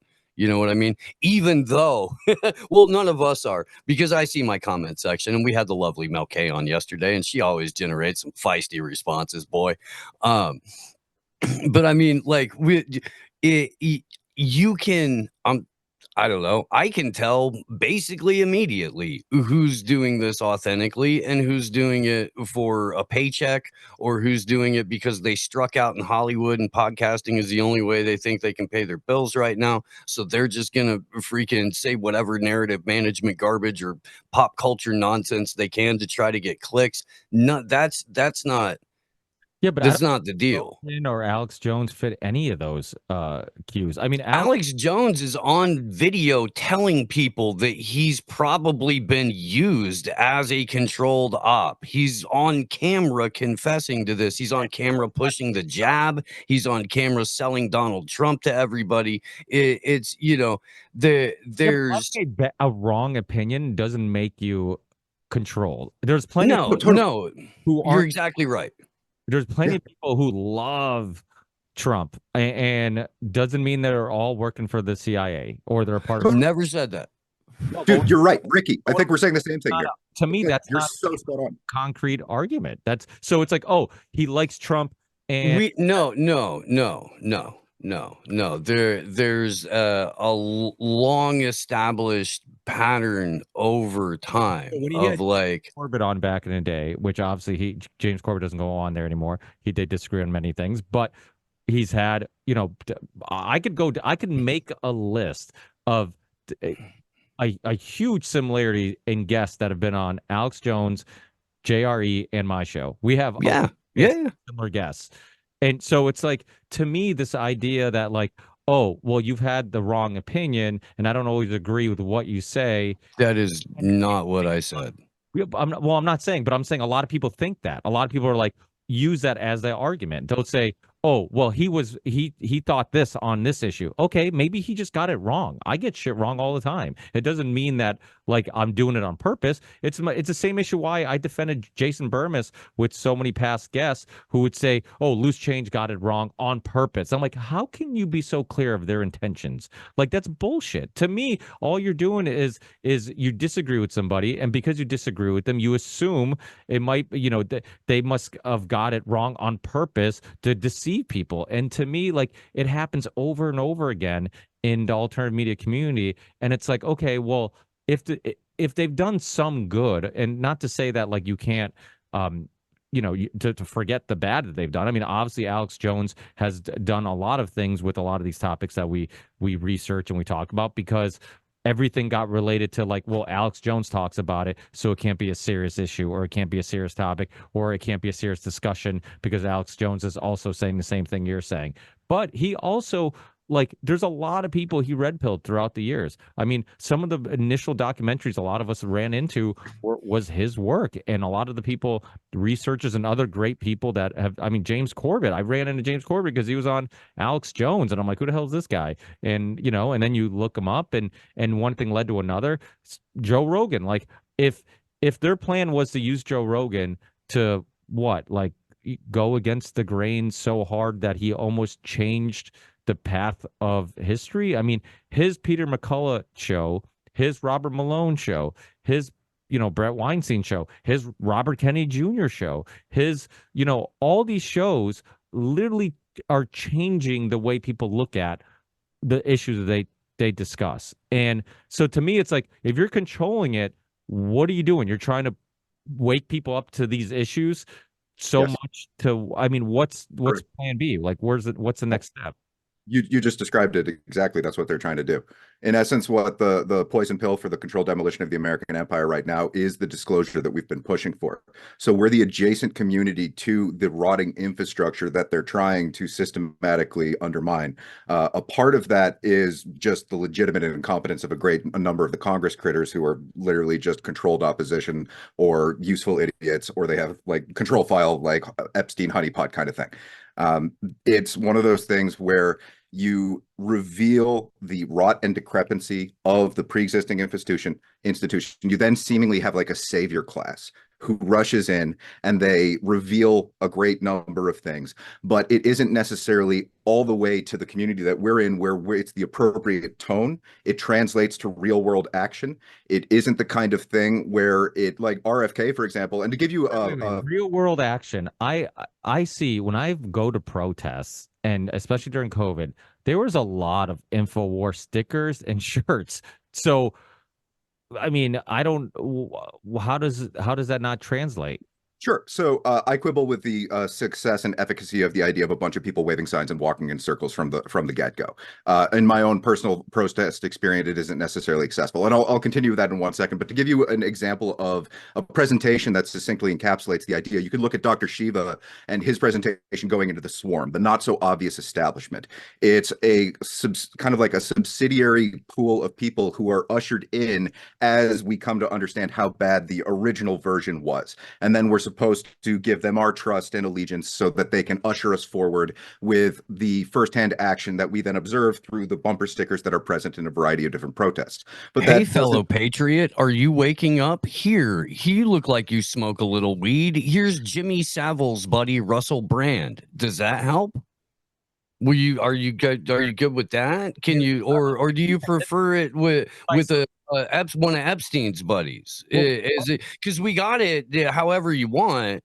It's dial a savior now. I'm just curious. Besides, like, what hard evidence do you guys have on Russell Brand? Because I'd love to hear it. Aside from the constant tongue baths of Jimmy Savile while he's working for BBC4.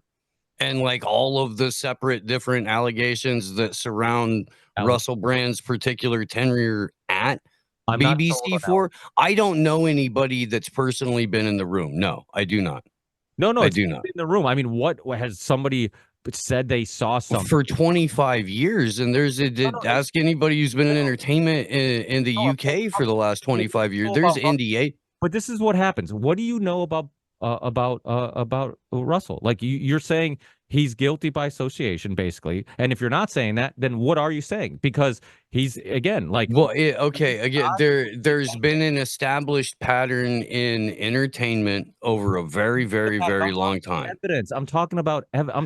Again, if you talk to people in UK entertainment, there are people that will talk about the massive amount of NDAs that surround Russell Brand and all of the allegations of everything from like assault to trafficking, kind of like what Vince McMahon is going through now. And it took 50, yeah, but that's what I'm saying. Until there's some real evidence, I cannot just go right. Well, you got to wait until somebody wants to go ahead and break their NDA and see how badly their life gets ruined, and that's kind of the position that we're at with that sort of weaponized lawfare right now. Well, one thing I do know is that there was fake allegations, right? Because the ones that came up recently and then magically disappeared, right? And those allegations pop up on just about anybody who's in alternative media or is now going against the grain or whatever. Like they can also use that against you, where it's like, just it doesn't have to be true. Just throw it out there, put it in the metaverse, and then all of a sudden people are like, "Yeah, he's a scumbag. Like I can't trust him." And it's like that's like you're saying, like everything is a psyop, and the problem is like we do go around in circles because it's like, okay, maybe somebody's planting, these stories of, non-disclosure agreements and all whatnot for the purpose of making people skeptical of them, or maybe they do exist. But that's why I reserve my opinion until there's something of concrete, because I would hate to be in that position where it's like, hey, I'm interviewing all the right people. I'm like putting my neck on the line to interview people. I'm sparking conversations in a world of mainstream normies, because a lot of people who know Russell Brand aren't people who are like, hey, I want to learn about Big Pharma. They're just like, hey, I think he's funny. I liked his stand-up. Let me subscribe to his YouTube channel or his Rumble channel. And now I'm getting some information that's actually good. Like you got Ed Dowd on his show, or whoever it is that is actually sharing some good information. And it's like, so I'm not going to disregard. So this is the way I look at it. There's stuff I can see that I know for a fact. He's sharing information that we would share. He's interviewing people we would interview. He's red pilling people that we would hope to red pill. Okay. And then there's the stuff we can't see that there's no real evidence of.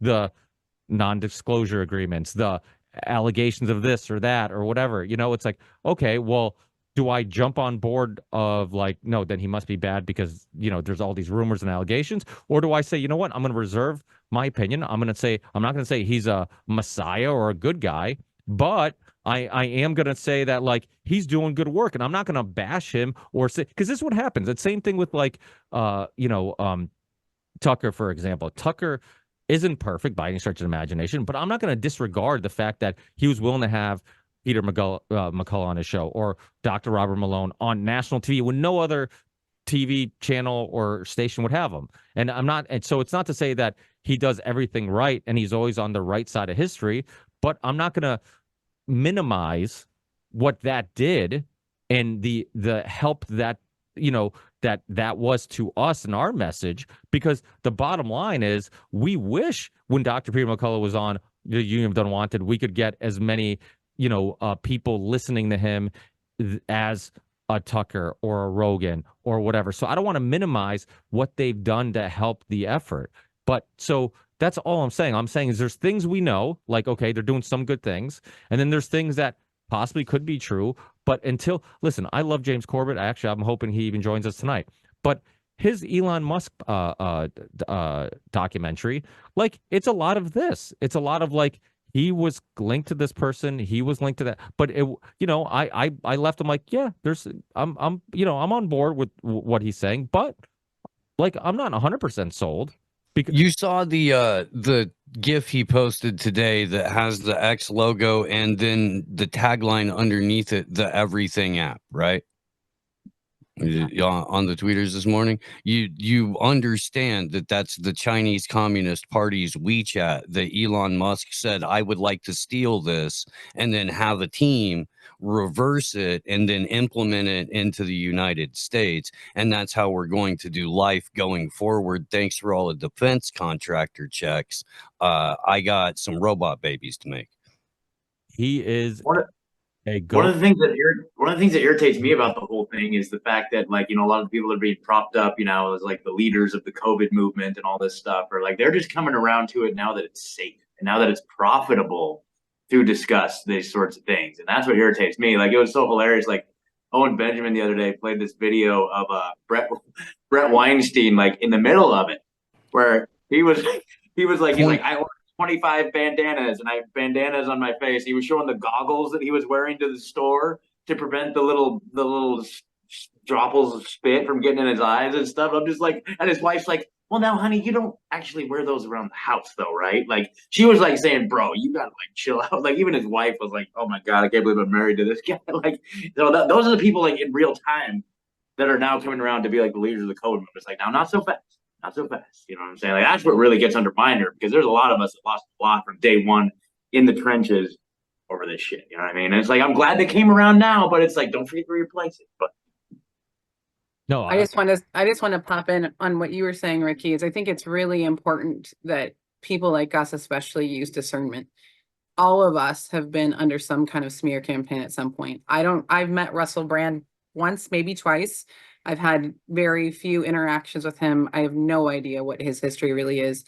But any of us, especially with AI technology now and the way that they can misrepresent videos and photos, and I mean, I could fake documents. That's not something that any of us couldn't do here. So I do think it's really important that, just like Ricky, you were saying, we step back and we look at the totality of the evidence and see if it rings true to us. Does it actually add up?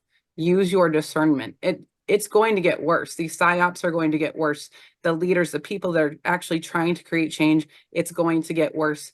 I'm nobody in this space, but I'm heading over for the World Health Assembly's meeting in Geneva. And the amount of attacks that I'm under right now is just absolutely insane. And people calling me controlled opposition and saying that I'm a part of pushing through the IHRs and pandemic treaty stuff.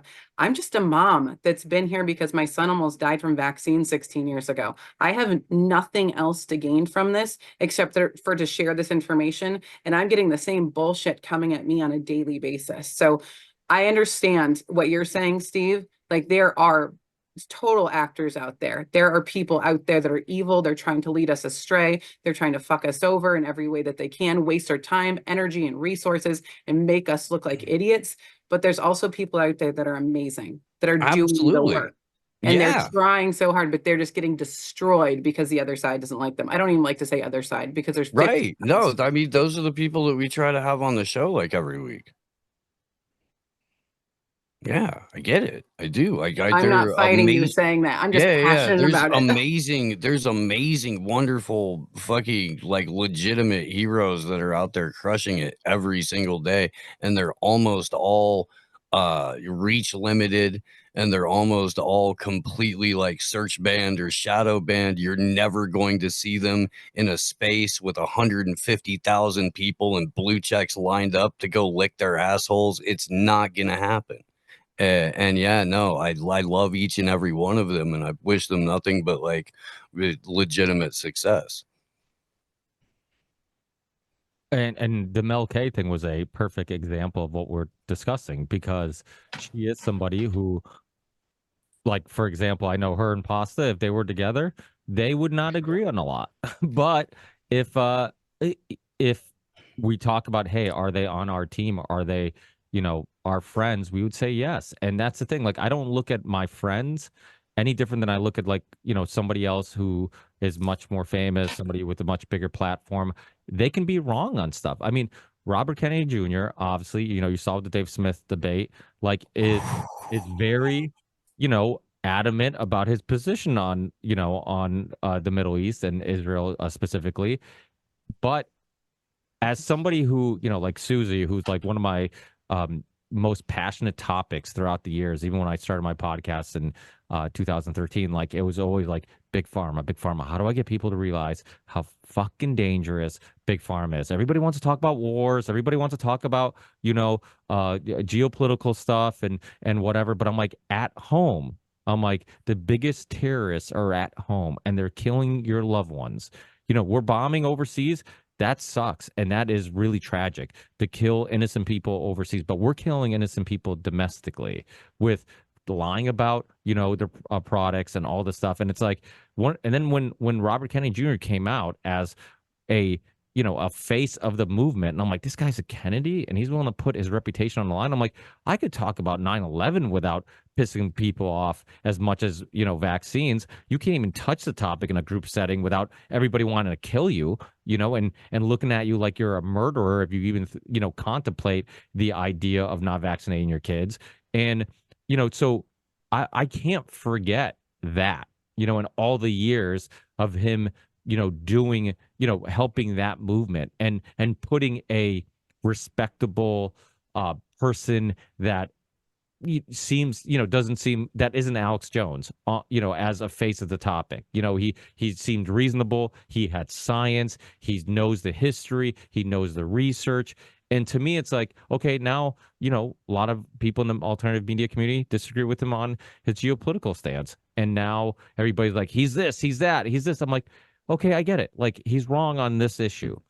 But how do you explain all the backlash, all the censorship, all the traveling, all the speeches, all the documentaries, all the nonprofit organizations that he invested in, before this?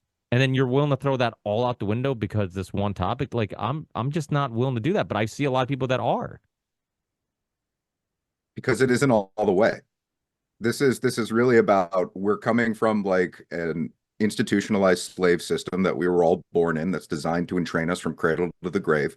And now they're disbanding the previous infrastructure to give us a kind of like bastardized transformer that makes us feel like the cool kids because we're out there waving it around and showing off what we got. It's not all the way.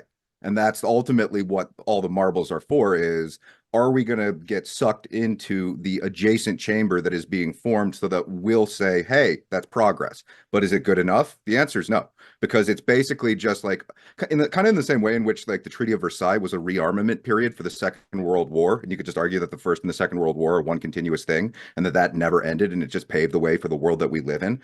It's kind of the same thing that's happening with this. It's the disbanding of the pre-existing infrastructure to then create a seeming savior echo chamber that everybody's on board with, because it is better, it is progress, but it doesn't allow you to go all the way. There are built-in thresholds that sustain it, and it is ultimately there, like the Treaty of Versailles was, to facilitate the emergence of the technocratic kind of like integration of digital systems over time. That's the real op here. Except for this time, at least in the West, it's being formulated to where we have the opportunity. That's right, boys and girls, the opportunity to purchase the equipment necessary to help construct their digital prison for us. And if you act now, while supplies are limited, and you give up all of your biometric data, and you promise that you will only engage in commerce and your trade via WeChat or X, then maybe once in a while we'll let you out of the 15-minute city. Deal? You when you say it's not all the way, on the topic of big pharma, he went all the way. There was no further you could go. Like, no, in regard. When you go on the biggest podcast on the planet, and for 3 hours you go through all the history of it, he laid it out, and he had the opportunity to do it. He could have easily been like, you know what, I don't want my first and maybe only appearance on the show to be only about this topic, and yet he laid it all out. He took the whole episode to really help people understand how it all started. All the science, all the fuckery, all the lying, all the deceiving, the meeting with Fauci, his interactions with Hotez. Like, he went into even the behind the scenes backdoor conversations, all that stuff. And So it's like, okay, so he didn't go all the way according to your worldview on geopolitics, because maybe No. bread and butter. Maybe he's like, you know what, this was the time for the last how many years. Most people didn't even know his opinion on these other things. He was known and he was interviewed for, either it was the JFK assassination, if it was the Robert Kennedy Jr. assassination, or it was, vaccines of big pharma, like, or, they just want to know his upbringing as a Kennedy. But like, in regards to like strong stances on stuff, like the only real strong stance and the thing that he was like really pushing was his opinion on vaccines and the lack of safety and testing and all this stuff and all the sketchy science and all that stuff, and he would plant his flag there even though he knew he would get pushback. So is it possible that he could just be incredible? I mean, it's no different than Alex Jones. People are always like Alex Jones, and it's true, like for a long time he would have just this echo chamber of Israel apologist and all, and then recently, and I honestly don't watch a whole lot of Alex Jones, but these debates would pop up and I would run into them with him having somebody on, and he would do long form discussions, do like 3 hours, have a guest on that disagrees with him, and they would debate it. And I'm like, that's exactly what you should do. Like, you should put it all out there, and even at the end of it, like, you could still say, hey, you know what, I have a better understanding of your position, you have a better understanding of my position, but the fact that you're willing to even attempt to see somebody else's perspective, to me, that could be just somebody who is just, in my opinion, maybe wrong about a topic, or just has something wrong, or has a bias for whatever reason, and sometimes you're not even aware of it. I mean, I know people that have specific opinions on stuff, and there's no budging. Like, I could push and push and push, give them logical reasons to think otherwise, and you cannot get through them for whatever reason. They have either been it was an upbringing thing, it was just a ego thing where they don't want to admit they're wrong. Like, there could be many different things, but I don't pretend to know for certain why somebody has something wrong, unless, again, something for certain does come up and it proves like, hey, you know what, like, this is his position on stuff. His wife is in Hollywood. I mean, that could be a influence on his opinion, of course. And his family's been in politics, and everybody knows how much influence Israel has had on American politics. There is that whole suicided wife, Mary Ghislaine Maxwell's best friend thing. But I mean, it's, I'm sure that was just a coincidence. And I'm sure that the several times, because he keeps lying about how many times he was on the Lolita Express, I'm sure that was just convenience to travel. And I'm glad that we now know how many times there are that you're allowed to fly on Jeffrey Epstein's plane. Okay, first of all, Brandon's taking off, so thanks for stopping by, Brandon. We love you. He does Expanding Reality, and he check out his show if you get the chance. Ricky's amazing. As far as the point that we're kind of like tying up here, you're so correct, Ricky, in your sense that he said a lot of stuff that was true. He did go out there and he got into a lot of the industry corruption in a way that I myself give him the appropriate citation on those points. Even a broken clock is right twice a day.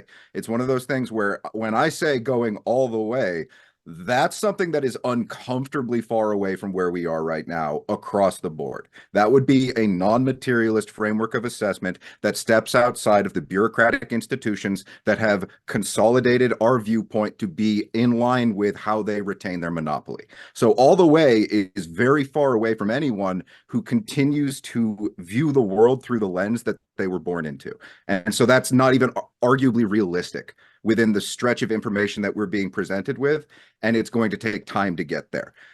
The dawdling and the idling in the intermediary stages is the controlled opposition that we're alluding to. And that's very difficult because this is like a 50-year time frame of migrating out of the machine without becoming the machine ourselves. And that's very difficult to do as people.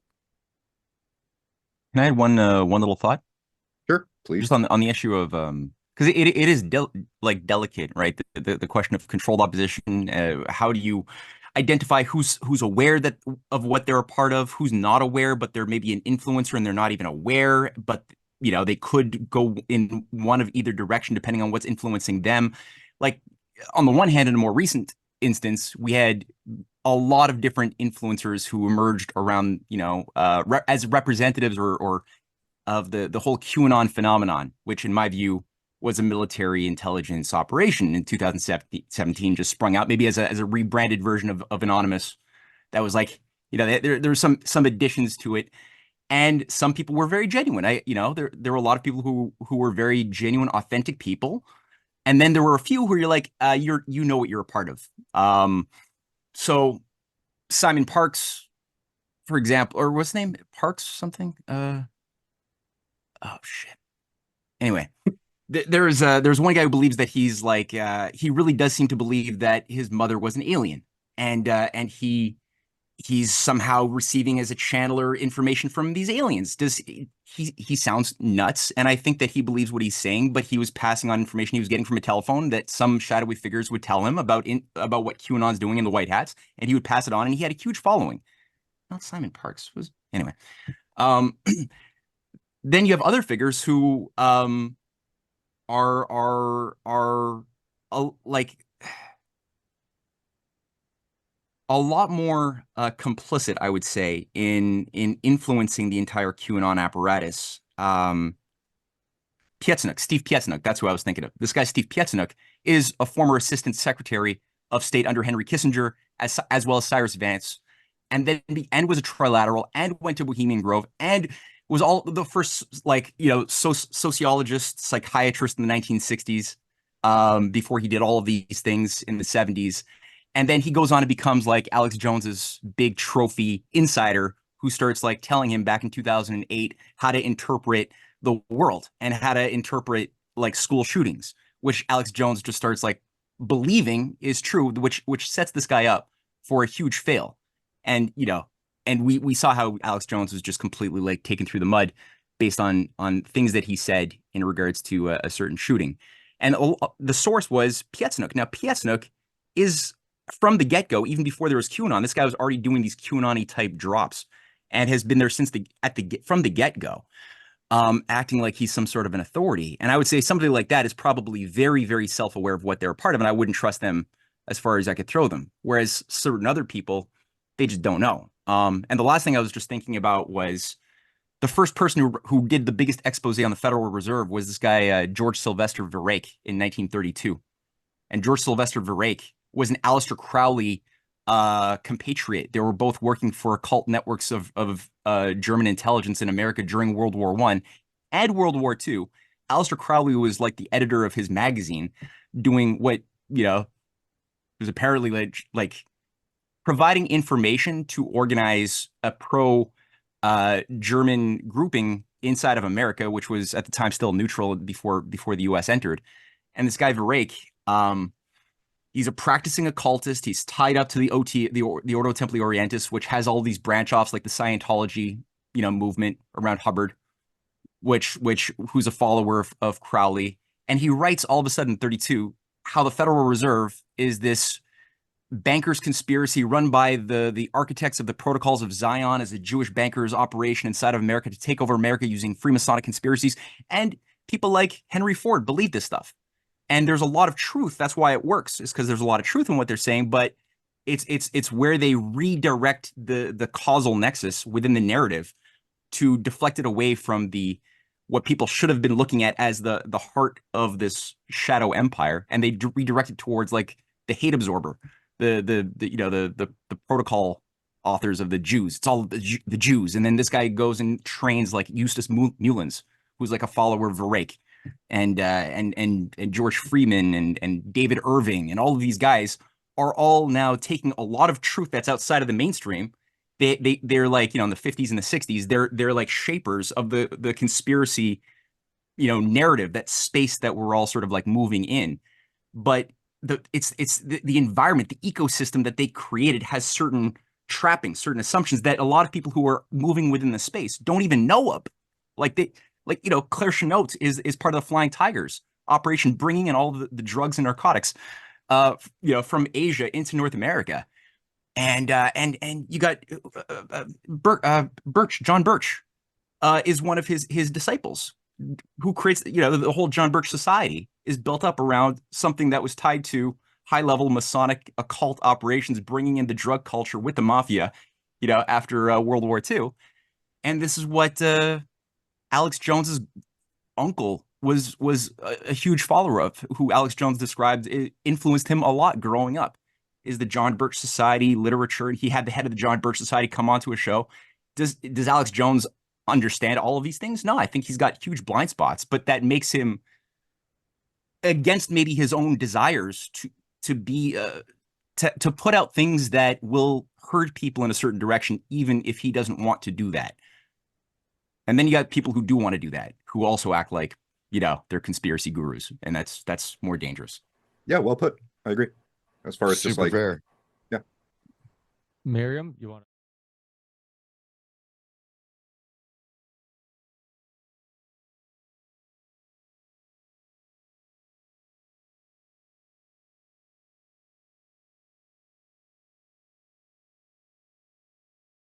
Now, let's take a look at a compilation of clips from AM Wake Up this week. Ladies and gentlemen, Craig passed to Jardula. What's going Dude, on? nice. I heard we were talking about Taylor Swift and the Grammys today on AM Wake Up, so I came running on over, dude. Are we? Only the important things, man. Do you have your Do you have your best butt plug in? Is that? Dude, I thought we were talking about Miley Cyrus, bro. I'm here, dude. We I did want to about throw Killer my 2 Mike cents into getting the ring, arrested, baby. and we talked about Killer Mike getting arrested yesterday. We talked about Hootie getting arrested yesterday. We We might have did talked talk about parlay bets. how it's possible because Mel K was on. You can tell because the word kike appeared in our comments like several times afterwards. No. Oh what yeah, the fuck? yeah. Jesus. Nah, dude, it's woo. But yeah, we talked about how like Taylor Swift herself is probably just a satanic ritual. Yeah. Yeah, they're probably gonna sacrifice her Saturday. Wouldn't that be neat? To be honest with you, They're out to the 50-yard line, and Fauci comes out, and he's like, what we're going to do right now is we're going to take a ceremonial dagger, a bodkin, if you're a Shakespeare fan, if Got you're an Israeli prefer, flag on it. and we're going to make a stabbing motion downward rapidly, and we're going to try on the first attempt to pierce the breastbone and get to the heart. Tony, I would have used an Israeli flag in the poll. Well, you know what it is, guys? Bobby, It's that's a fantastic idea. An Israeli flag to stab Taylor Swift in order to remove her heart is something that we did not workshop before we planned the ceremony. Remember, dude, you can't be America first if you're Israeli first. Just saying. I made the tweet yesterday. How are you going to be a member of Congress if you're a dual citizen? I mean, Jesus, it's I thought that was insane to every me. member of Congress. Pretty well, not every, but close to it. Listen, guys, I literally have to go over to my show in a little bit because Fiorella's schedule's all crazy. She just got back from the Don Boss, but I get accused of stealing. They're like, Pasta, you just take Steve's shit, you steal it, and you bring it over there. And I just want to set the record straight to the AM Wake Up crew and the audience. I don't steal your stuff. I kindly borrow it and use it. I always give credit to the influence and the knowledge that Steve has always spread to me, and I just want to make sure that the audience know and set them straight. And it is T-Lab Tuesday. I was feeling a little T-Lab, so even if it was just for 10 minutes, hopping in with my Gomez shirt, I had to do it. What I would like is for you to 3D print a bobblehead of my likeness, right? And I would like that to be part of your set dressing. At Gomez too. And then that way, when you borrow, there is there's at least a representative homage. Yeah. There's a saying, Steve. They say thieves steal, but geniuses, they borrow. So I'm just borrowing your shit, man. That's all I'm saying. Look, man, we are not getting the WeChat of the West without some very, very genius level borrowing. That is for damn sure. I could not agree with that sentiment more. I got to tell you guys, I've been watching a lot of mainstream media lately. It's kind of like trying to figure out what's going on. How do I get some of the normies and the white and the yellow belts to kind of pull them a little bit in? Obviously, that's been my target goal moving forward. Not just because it's a bigger audience, because most people are just so, dumb or just out of the whole picture, and they lack context and nuance and stuff like that. Being a regular guy and speaking to everybody, I figured that that's where I would try to, make my mark, and having conversations and, kind of like take my normal life and bring it into my work life. But it just is amazing what you see on mainstream media right now. Fox News, their breaking story is they just arrested the migrants in Phoenix, Arizona that beat the cop the other day. It's the border. Yeah.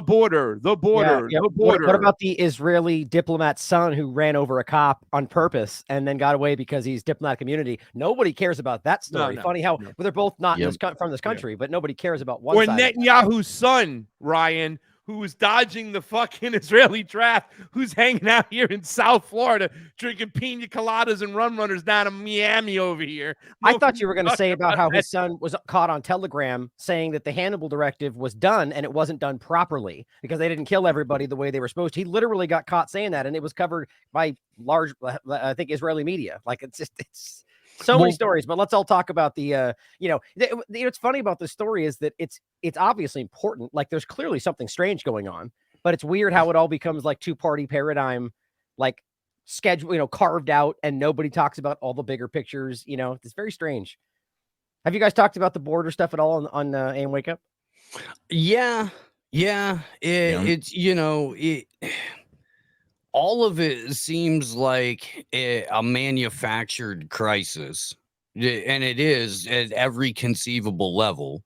Using real things, though, I think. I agree. Using 100, using real people, using real bombs, using real, death squads to destabilize countries and then overthrow their democratically elected presidents and that kind of thing.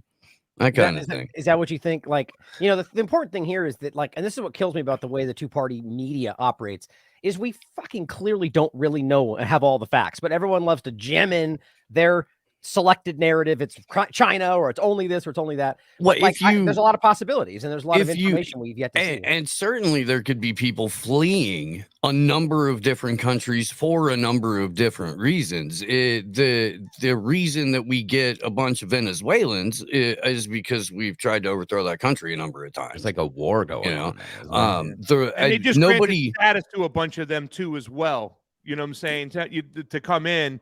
And those are the ones who don't like the government that are coming here. And then a lot of them weren't even coming from Venezuela.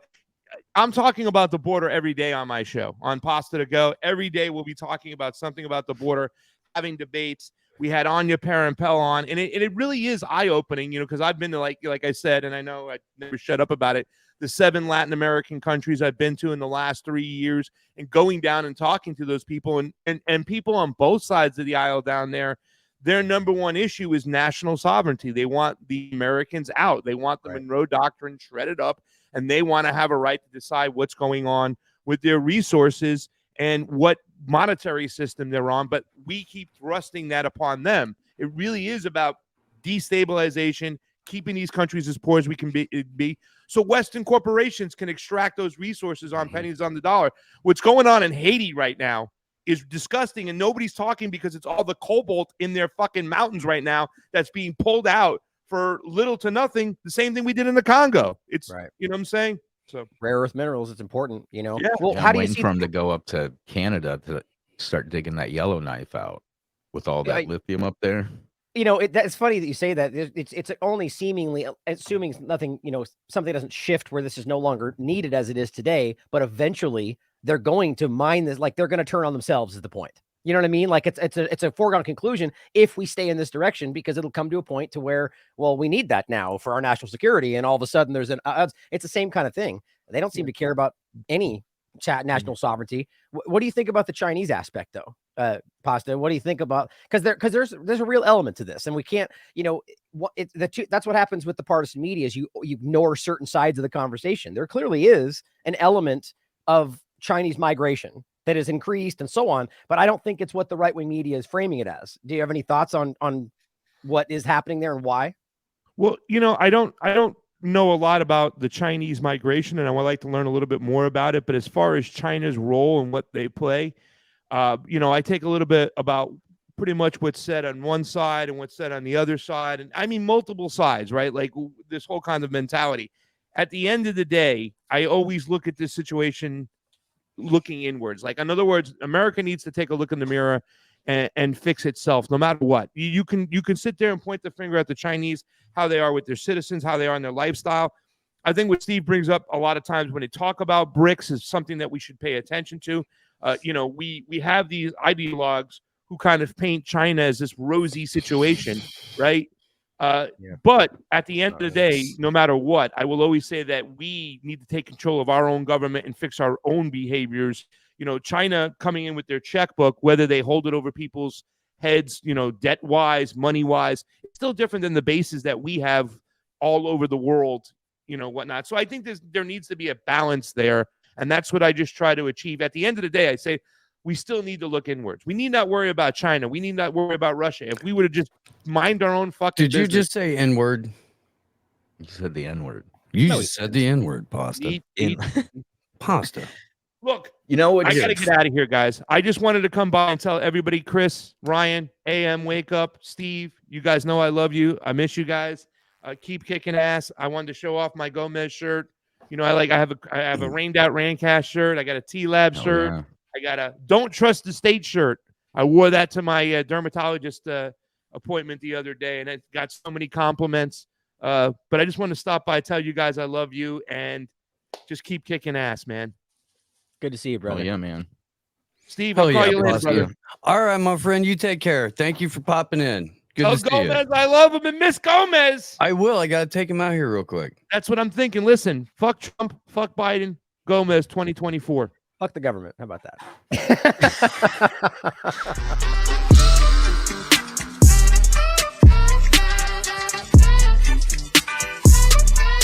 When it comes down to the philosophy of like the group of 8 to start a freedom cell, will you explain that a little bit? Because I don't know if people are necessarily familiar with it or why that number has been settled on. Sure. So the Freedom Cell Network, it's like a decentralized group. So it has this cohesiveness where we're all part of the same tribe. We're all part of this network, but there's no hierarchy. There's not one person that's in charge of other people or has authority over other people. And so the network is organized horizontally. There's a lot of old left, anarchist activists. They talk a lot about horizontal organization rather than vertical, which has a tendency towards hierarchy. And so there's when I came up with this concept for the Freedom Cell Network, a lot of it was inspired by this guy, Bob Podolsky. He passed recently. So RIP Bob Podolsky. He wrote this book called Flourish, an alternative to government hierarchies. And he laid out this concept of an octologue. And he did work with a guy named John David Garcia. And they had some scientific research and studies. And they determined that 8 people, a group of 8 people, is the optimal number of people for maximum creativity. So if you have 2 or 3 or 4, there's not enough people to toss ideas around. There's not enough people to get stuff done.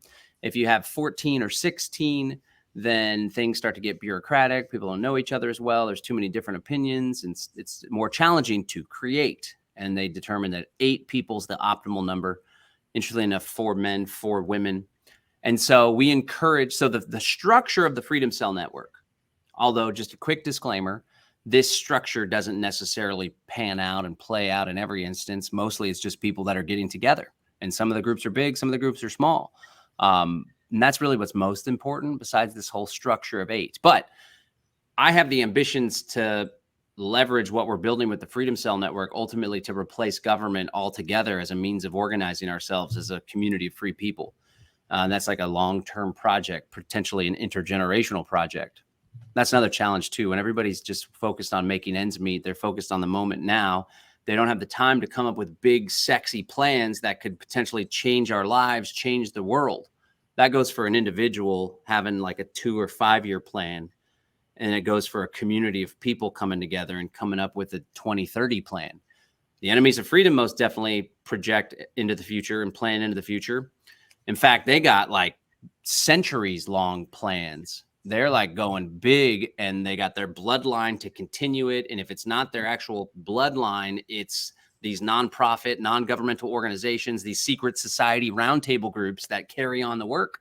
But here we are, meanwhile, like arguing about the latest, crazy thing happening on social media and messing around. Anyway, I digress. So 8 people. So it works like this. This is how it's supposed to work, but it doesn't have to work. It's just get together with people. You find approximately 8 people, strive towards 8. It could be 6, it could be 10. That's not what's important. What's important is to find a group, a small group of people. That becomes your inner cadre group. You're getting together weekly. Y'all have a text message group on Signal. You're working together. You're supporting one another, helping one another.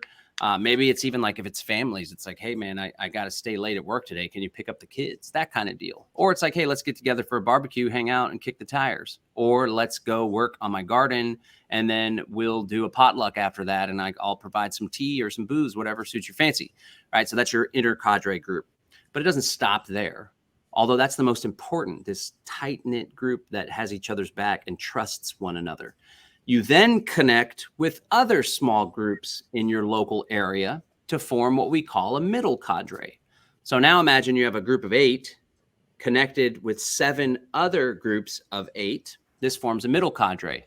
So your group of 8 may be in one small part of town, the southeast corner of town or whatever. A good chunk of our Freedom Cell inner cadre actually lives on my property. We have a little small intentional community, right? And the other ones are just about 10 minutes up the road. So we're all in this small part of town.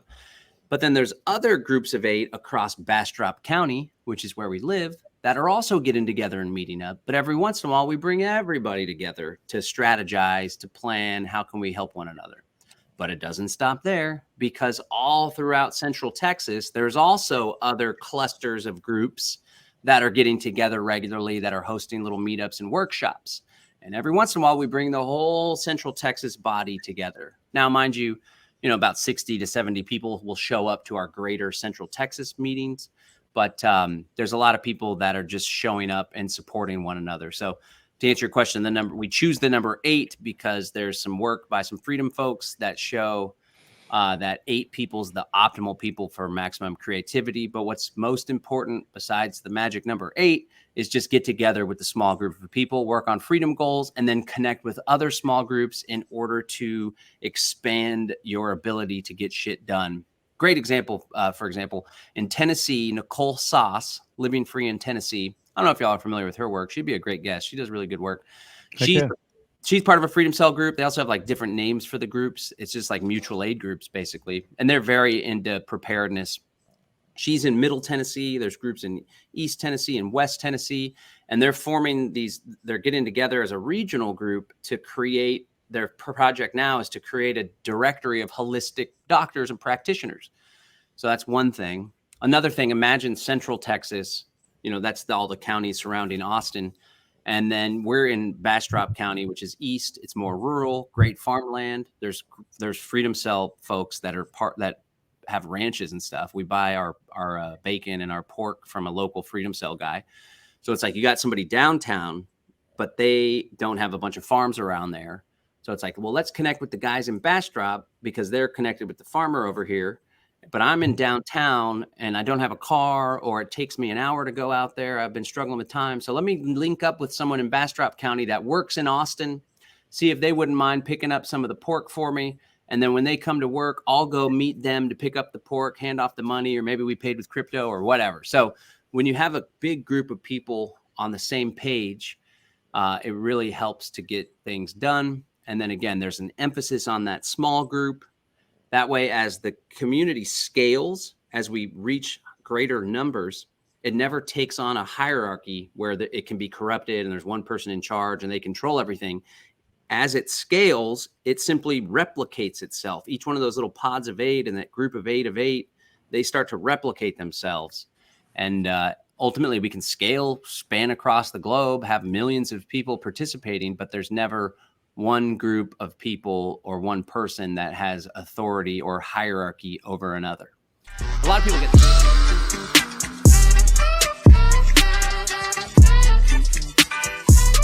When you start injecting people or whatever. I mean, it's crazy. The stuff that they're saying. It's never reported. It's never reported in Western alternative media. This is again. I'm not quoting some weird zany Telegram channel. This is from Russian state media, from RIA Novosti in Russian. Yeah, because that was the big thing here about Russia wasn't using the mRNA. They were using an technically old that's school true, tech. but it's not old school tech. It's the same. It's like the viral vector or whatever that they describe as AstraZeneca, but it's still a genetic shot, and it still had absolutely there's no long term data. Oh, I forgot this thing. The final, the phase 3 or phase 4 trial results of Sputnik V are classified. They did not release the final trial data for Sputnik V. No, listen, I'm not making this up. So a state Duma deputy, like a MP or a congressman in Russia, went to the health ministry and said, hey, why don't we have the trial results for Sputnik V? And they got back, the response from the health ministry was that it's a trade secret. You see, it's a trade secret, and companies aren't required to disclose trade secrets. It's when you're describing America right now. I mean, right, but it's even more like, it's definitely like America, but it's even more. It's even more comical because it's like they at least try to pretend that there's data in the United States. Like in Russia, there's like, no, we're not giving it to you. Fuck you. Well, here they tried to. Was it Pfizer, right, that tried to hide theirs for 75 years until everybody was dead? Right. And and I know that I'm not by any way defending the sort of the safety or watchdog or regulatory aspects of how this stuff was handled in the West, but there's no VAERS database or VARS, however you pronounce it, and there's no publicly available safety data on Sputnik V. And I know, like, in the media, it still comes up, like some dude gets paralyzed after getting the shot. It's never officially recognized in Russia. Never. There's no official data on any of this. Man, and it's Sputnik V. Is there a Sputnik 1, 2, 3, and 4?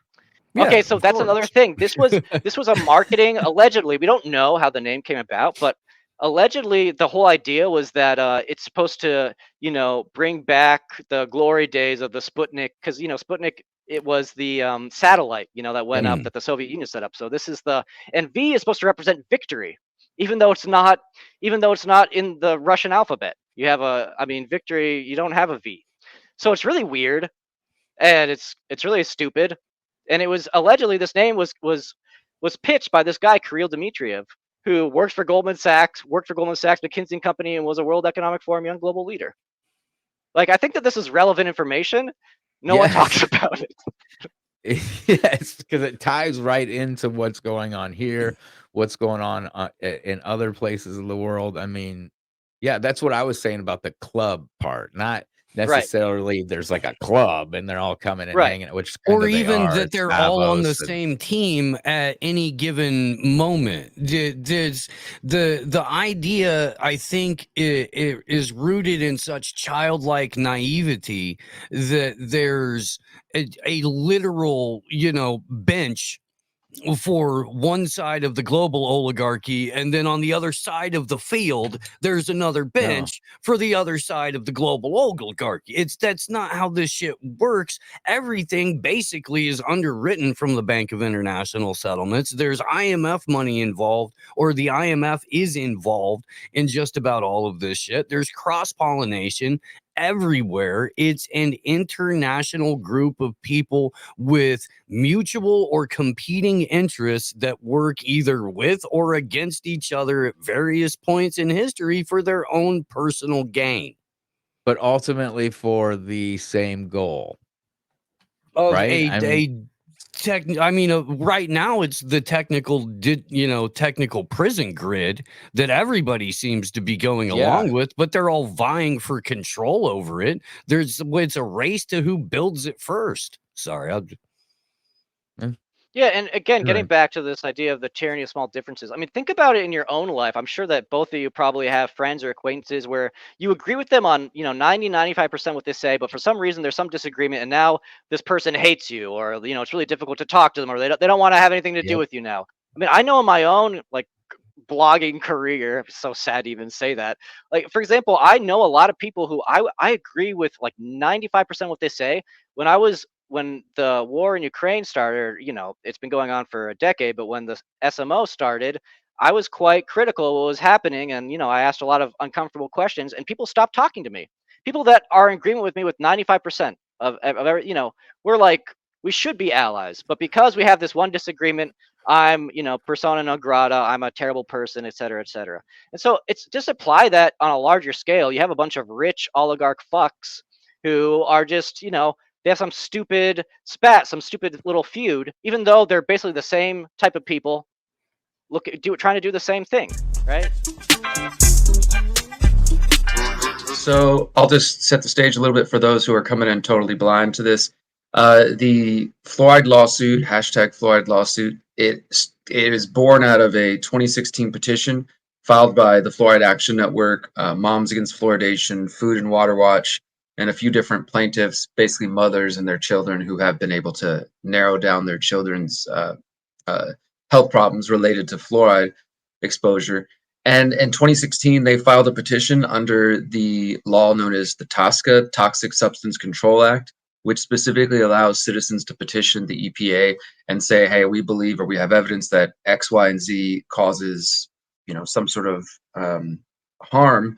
And the EPA is supposed to investigate that. And then if it's true, if they find evidence, then they're supposed to regulate. They have like 6 or 7 steps they can go through, but basically regulate it or ban it. And so the Fluoride Action Network and their partners, they filed this petition in 2016.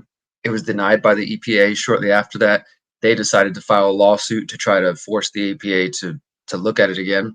And that has been going on now since 2017 to here we are in 2024. So courts have been moving kind of slow. And for the first couple of years, it was just behind the scenes legal stuff, mainly paperwork, procedural things, as they were preparing to actually see if it was going to go to a trial. And the first phase of the trial did happen in summer 2020, June 2020 to the end of August. There was about 2 weeks of hearings.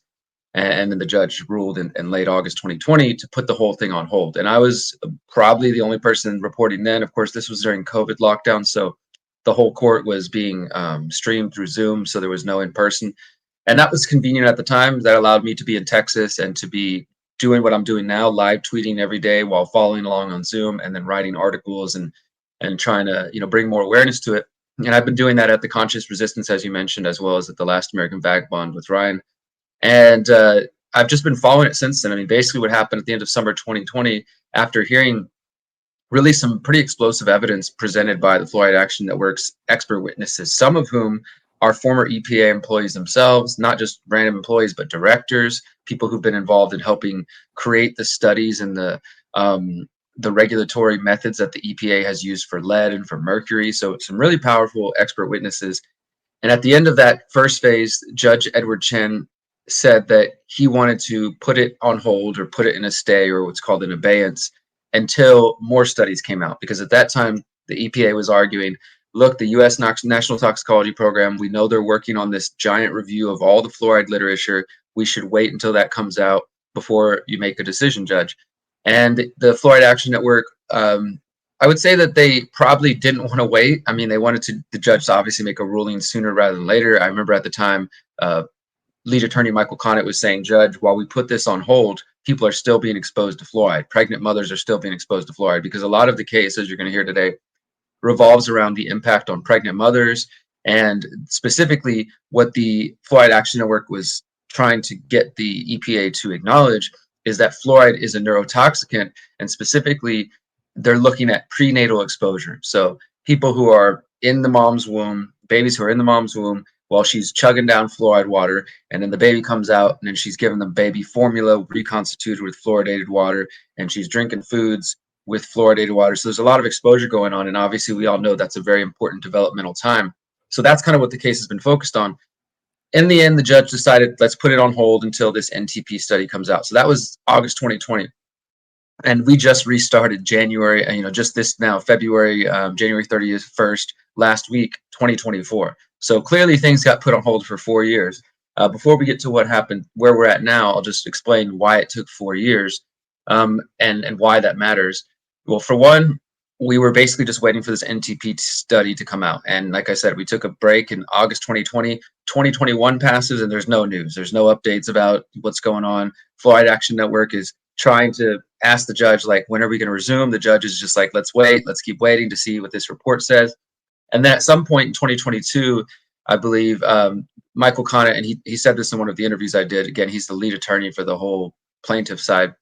Said that a source reached out to him within the U.S. government saying that behind the scenes there was some screwy stuff going on with the NTP report, and that the NTP draft report was actually ready to be released in May 2022. That the scientists themselves had said, like, this is good, we're ready, we feel good about it, we're ready to put it out to the public and publish it.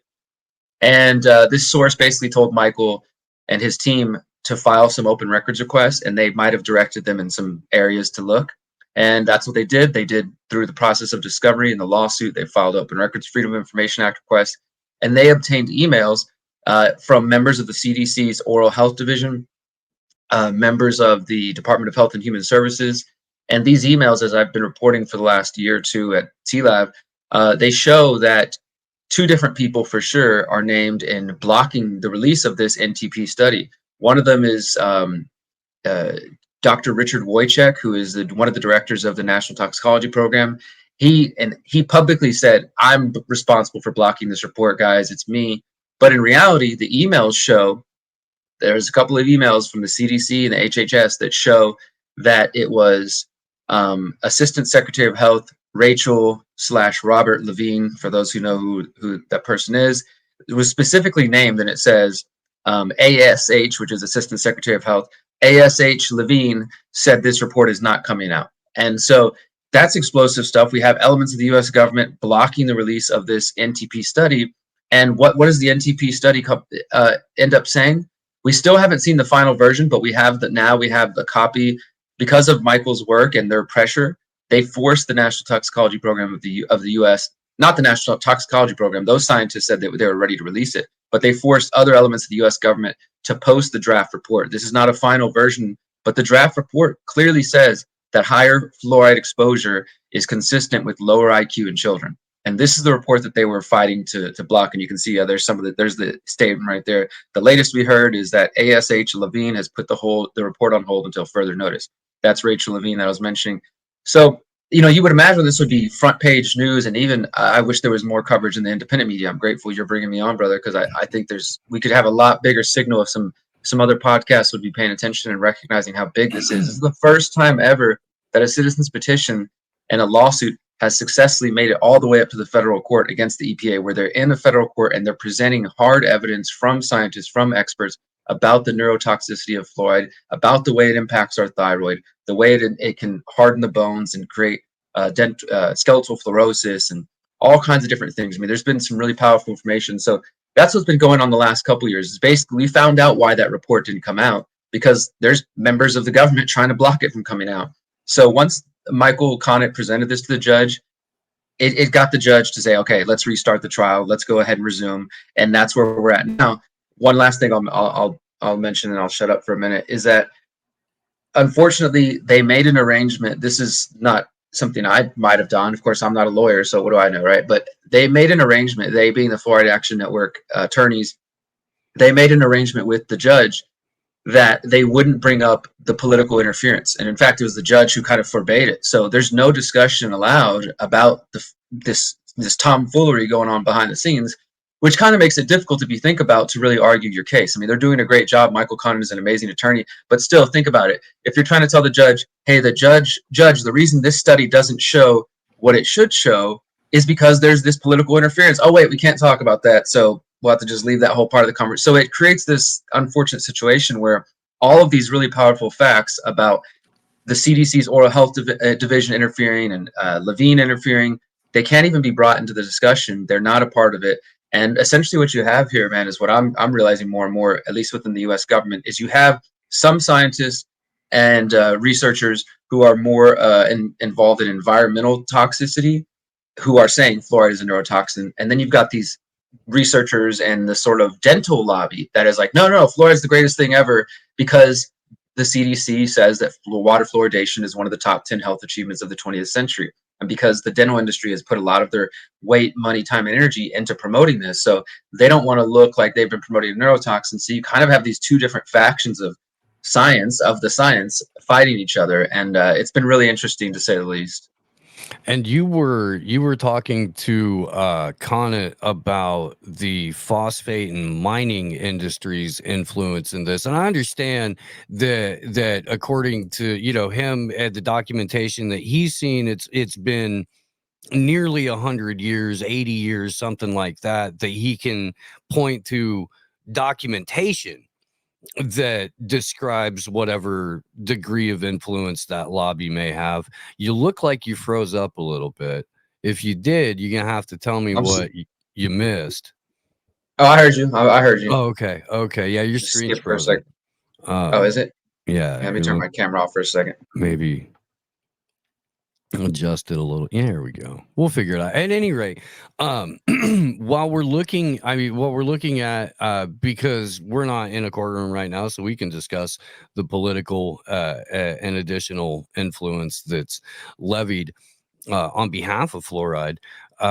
Is there anything that you've discovered that maybe either Corbett hasn't, or their avenues of exploration that you can point to that show more direct influence on behalf of phosphates? Because on Sloan News Day, Glory Jones and I have done a number of stories about a couple of surprise Unit 8200 connected companies that are heavily involved in phosphate mining in the state of Florida. Oh, wow, that's really interesting. I would love to learn more about that, but I think that it's probably, so for those who haven't seen what Steve's referring to, is some of the interviews I did. Again, you can find them at theconsciousresistance.com. We do have a few shorter clips that you can find on my Twitter page, which I think are worth checking out, just some of those highlights. And Michael Corbett, lead attorney, does discuss, I asked him about some of the influences that are part of this fluoride lobby, and who is that and what is that? Obviously, I mentioned the dental side of things. That is, there's a big dental lobby, the American Dental Association. I mean, there's some organizations that are pro-fluoridation that the moment they hear that there is a fight against water fluoridation, even on the smallest local level, like if you're just one guy going to town council, if they catch wind of it, they will send out dentists to discredit you. And so they keep an eye, they keep a tight kind of look on all the different information around fluoride, and they do their best to go out there and try to debunk it however they can. So you got the dental interest, and yeah, there is a huge tie to phosphate mining, aluminum. For those who don't know, hydrofluorosilicic acid, one of the types of fluoride, is a product of phosphate mining, is a byproduct. It's a waste product. And for those who want to look further into this, the book The Fluoride Deception, or an interview with journalist Christopher Bryson from I think the early 2000s by Fluoride Action Network, is a great place to start, because he uncovered all of this web of connection going back to the very beginning of the history of fluoride, and that these companies basically would have had to pay to dispose of their waste. Instead, they're getting paid to sell it to major cities to dump in their water. So, you definitely have some phosphate, aluminum interest. Alcoa was one of the original companies that was involved in promoting this. And one of my other interviews, and I don't know if you guys can find it, it would be worth playing if we can pull it up. But there's a clip on my Twitter page with Dr. Grandjean, Dr. Philippe Grandjean, and he mentions two different things that I think are worth mentioning and discussing in terms of who are the forces pushing back. He talked about, so Dr. Philippe Grandjean, he's a Danish scientist. He's one of the world's leading experts in mercury. He's done research on lead. This guy is a brilliant dude, and his work has been used by the EPA to help set their standards. He is an adjunct professor at Harvard. He's got all the credentials you would want from the mainstream world that we're told matter, right? And so this is the guy who got like a knock on his door at his office and was like, "Hey, don't do this, Exactly. right? Exactly. Yeah. So I'm going to mention both those things. One was an incident that happened while he was at Harvard, and then another is at the World Health Organization. So just to kind of paint a picture of like how big the influences go. Yeah, you got people like the ADA who are going to show up at your city council and town council meeting to call you crazy if you try to speak out about fluoride. You got the industry influences who have financial, investments in keeping this program going, so they don't have to figure out what to do with their waste. Not to mention potentially being sued for poisoning people. And then you've got what Dr. Philippe Grandjean called the fluoride lobby. And so he was sharing a quote with me. He shared an incident with me, a story, because back in 2020 when he first testified, he just sort of offhanded said, "Oh, I was threatened at Harvard." And I remember hearing that and listening to it on Zoom and just sort of being like, okay, nobody's going to follow up with that. Like, obviously it's a courtroom, so the judge tries to stay away from that. But it just felt like there's more to that story and I need to know. So I had a chance to ask him, and that's one of the clips that we put out. But I'm going to just read just his quote, what he says here. He says, a professor from Harvard came to my office and asked me to sign a statement that my work on fluoride had nothing to do with fluoridation. So Grandjean had been studying fluoride at Harvard and was coming to some of the same conclusions we're talking about today about it being a neurotoxicant.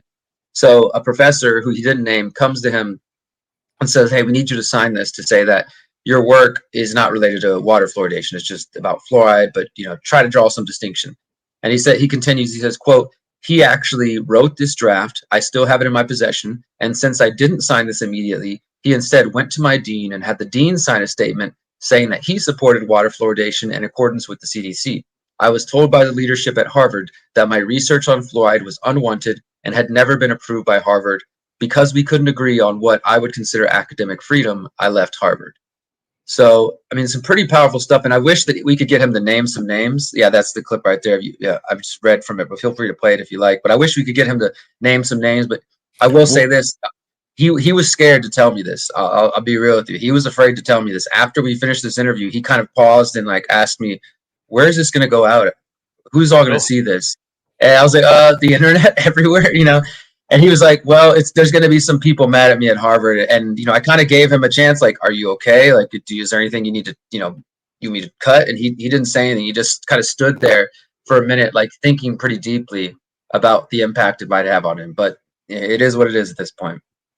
Well, we can run those. You have 2 or 3 more too. So if you think there's one that's more pertinent, then I can pull that as well. I've got a couple of different tabs open right now. Since I just covered this one, why don't we go to the next one? I was going to talk about the World Health Organization. Instead of me reading it, we can just hear from him. It's same thing, Dr. Grandjean. If you have that one pulled up, it was the second one after that. Yeah. If not, I can. Yeah.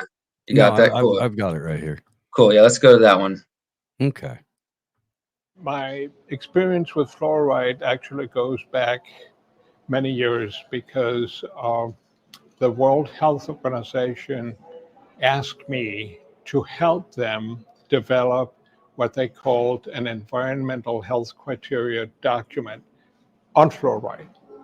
So I drafted that document that reviewed the sources of fluoride in the environment, including drinking water, the animal data and the epidemiology. And WHO then called a working group to develop the final version of that based on my draft. And what happened was that the working group had, I think it was a majority of people with dental research backgrounds. And they inserted changes in my draft indicating that fluoride could perhaps be toxic, but only at immense concentrations. And I've heard that talking point. When I protested and said that in accordance with the scientific documentation, it would be wrong to insert the word immense. And so the working group asked me to kindly go to the library and bring the documentation back. And so I said, under the circumstances, I could not take responsibility for being part of the authorship. So I would rather leave the WHO meeting, which I did. It's the only time I've ever done that. All right. All Yeah, right. so he's a stand-up guy. I definitely think him and there's Dr. Bruce Lanphier, Dr. Howard Hu, those are some of the other scientists I've interviewed so far. And Dr. Kathleen Thiessen, she was the last witness for the Fluoride Action Network yesterday. I didn't get a chance to interview her. But I mean, this is, and one of the other questions I asked, I think each of them was sort of just some version of, how does it feel like for you as a scientist? You know, us as regular people, we're constantly being told we're anti-science. There's this anti-science sentiment going on. And yet here you are as a scientist trying to stand up for what you believe is true and honest, and you're being dismissed and called crazy. And like, just trying to get them to understand, can you understand why some people don't trust scientists right now, and why what you're doing is so important? And I think that was important for them to kind of reflect on, is like, because I see more and more that I interact with different scientists, whether we're talking about vaccines or talking about fluoride, that most of these people are in a very narrow scope. They've got like, I'm an environmental epidemiologist. Like, that's a very specific thing. And that's all you're got tunnel vision pretty much. Like, you're not really looking elsewhere. And so they don't necessarily kind of pay attention always to political debates about this and that. They're just kind of in their own bubble. And so I think it was important for them to come here, speak their truth. And then for me to have the opportunity to interview them and just let them know, hey, like, look, there's plenty of people out there who do believe in science. We just don't trust Science Incorporated. And it seems like you might actually be a scientist who recognizes that too. If you want to play one other one, I think it would be important to hear from Dr. Bruce Lanphier. He's the gentleman with the other one with the other one with the glasses. Yeah. He is an amazing guy too. That we have two clips there. I'll share a little bit about him first, though. This guy, I didn't know much about him prior to this this trial and learning about him. He actually seems to be, again, one of these like rebel scientists doing the real work. He quit last year in Canada. He quit.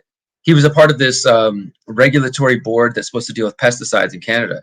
And he basically said he came to realize that the whole board was infested with pro-pesticide people. And they were just trying to use him and some other scientists to give it credibility. Just like Dr. Grandjean said there, he's like, I don't even want to give them my name on this fluoride report because I don't stand by it. It's like they want to try to use the scientist's credibility to be like, well, but look, Dr. Grandjean signed on to this. This is part of the crisis of science, and you know, it all lumps right into with that type of shit. You know, absolutely, it's the same thing. It's the same thing, just a different industry. And so, to what I was saying, Bruce Lanphier quit this commission that he was assigned to in Canada very publicly. You can find CBC articles about him. You know, the independent scientist who stood up. And so it was a great honor to speak to him, not only related to his work on fluoride, but in general, that he seems to be a stand-up guy that is not afraid to say, like, screw this, I'm not going along with your games. I'm going to stick to the science. Did you want to go to the thyroid first or the low IQ first? Let's talk about thyroid. I think I've touched on the low IQ, and there's plenty of more info about that if people want to know. The one thing I will say about the hypothyroidism, which is this is also just really powerful stuff here because it's affecting so many people. And hypothyroidism leads to all kinds of problems. And they were discussing in the trial that there is a link between the thyroid and the IQ as well. So it kind of could be this double impact going on. And one of the major things they were speaking about, thyroid related to, again, pregnant mothers. And, you know, they were showing different studies and data in the first week that by the third trimester, a mother has the highest intake of fluoride because, well, the more pregnant you are, the more water you're drinking, the more you're eating, you're consuming. And again, unless you're specifically going out of your way to avoid fluoride, you're increasing your intake of fluoride.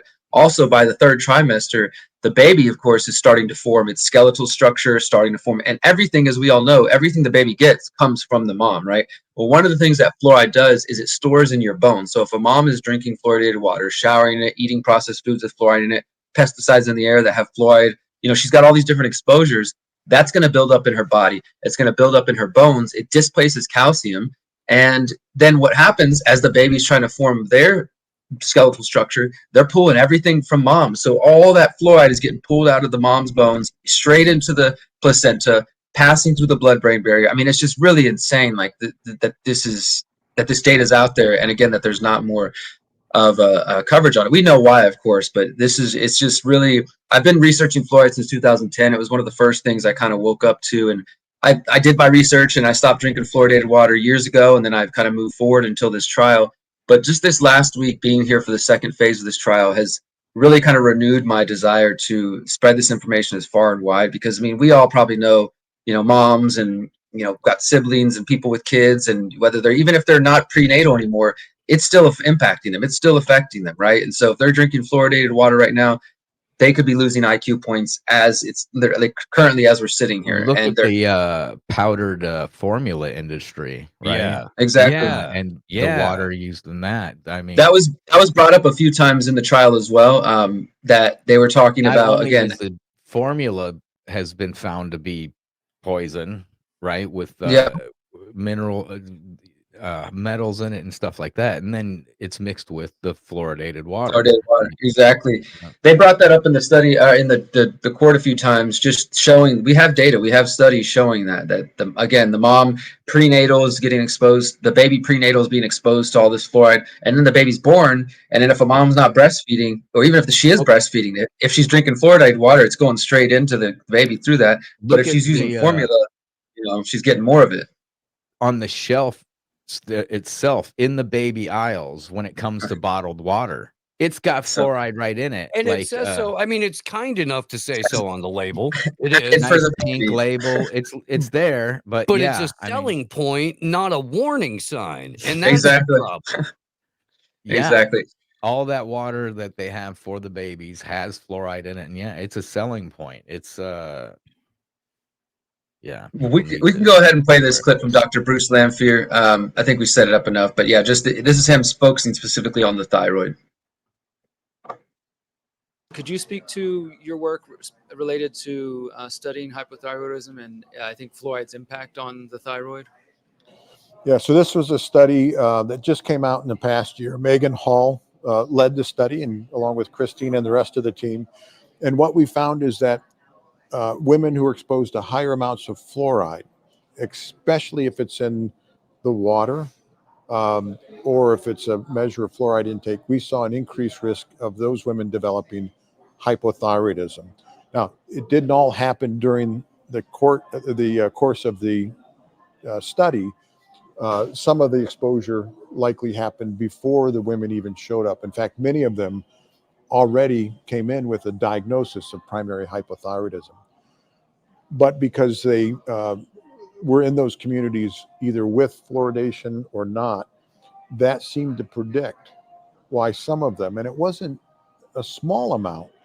Overall, there's about a 65% increase in hypothyroidism. But when we looked at women who did or didn't have an antibody against the thyroid, about 10% of people have this antibody against the thyroid.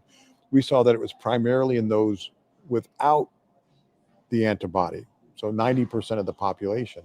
And in that case, it was quite sizable, the increased risk. And so there's not many studies out there like this. There's one from England that's more ecologic, but very suggestive of the same thing we saw. But it raises really important questions about a serious problem.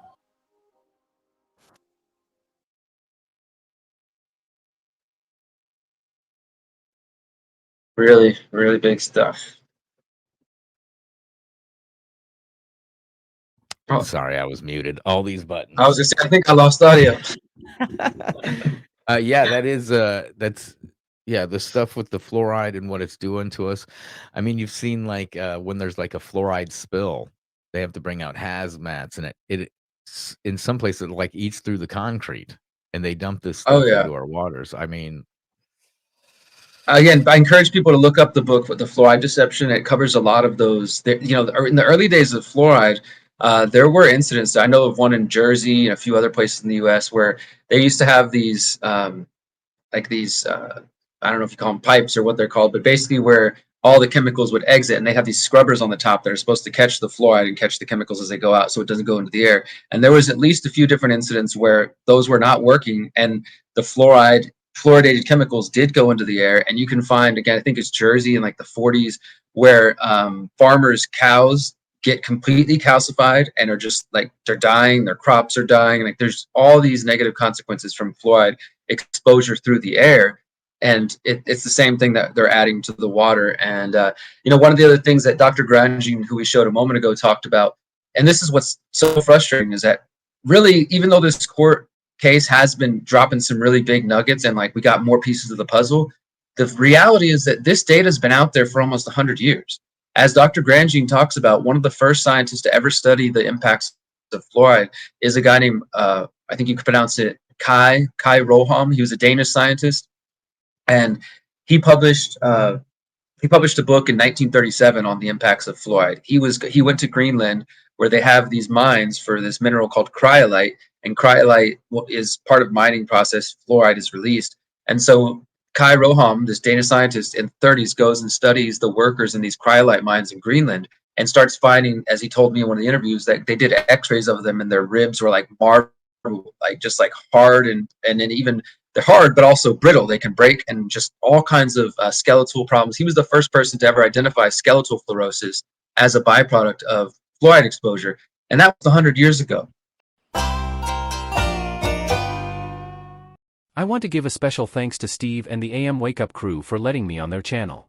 Hope to see you all next week.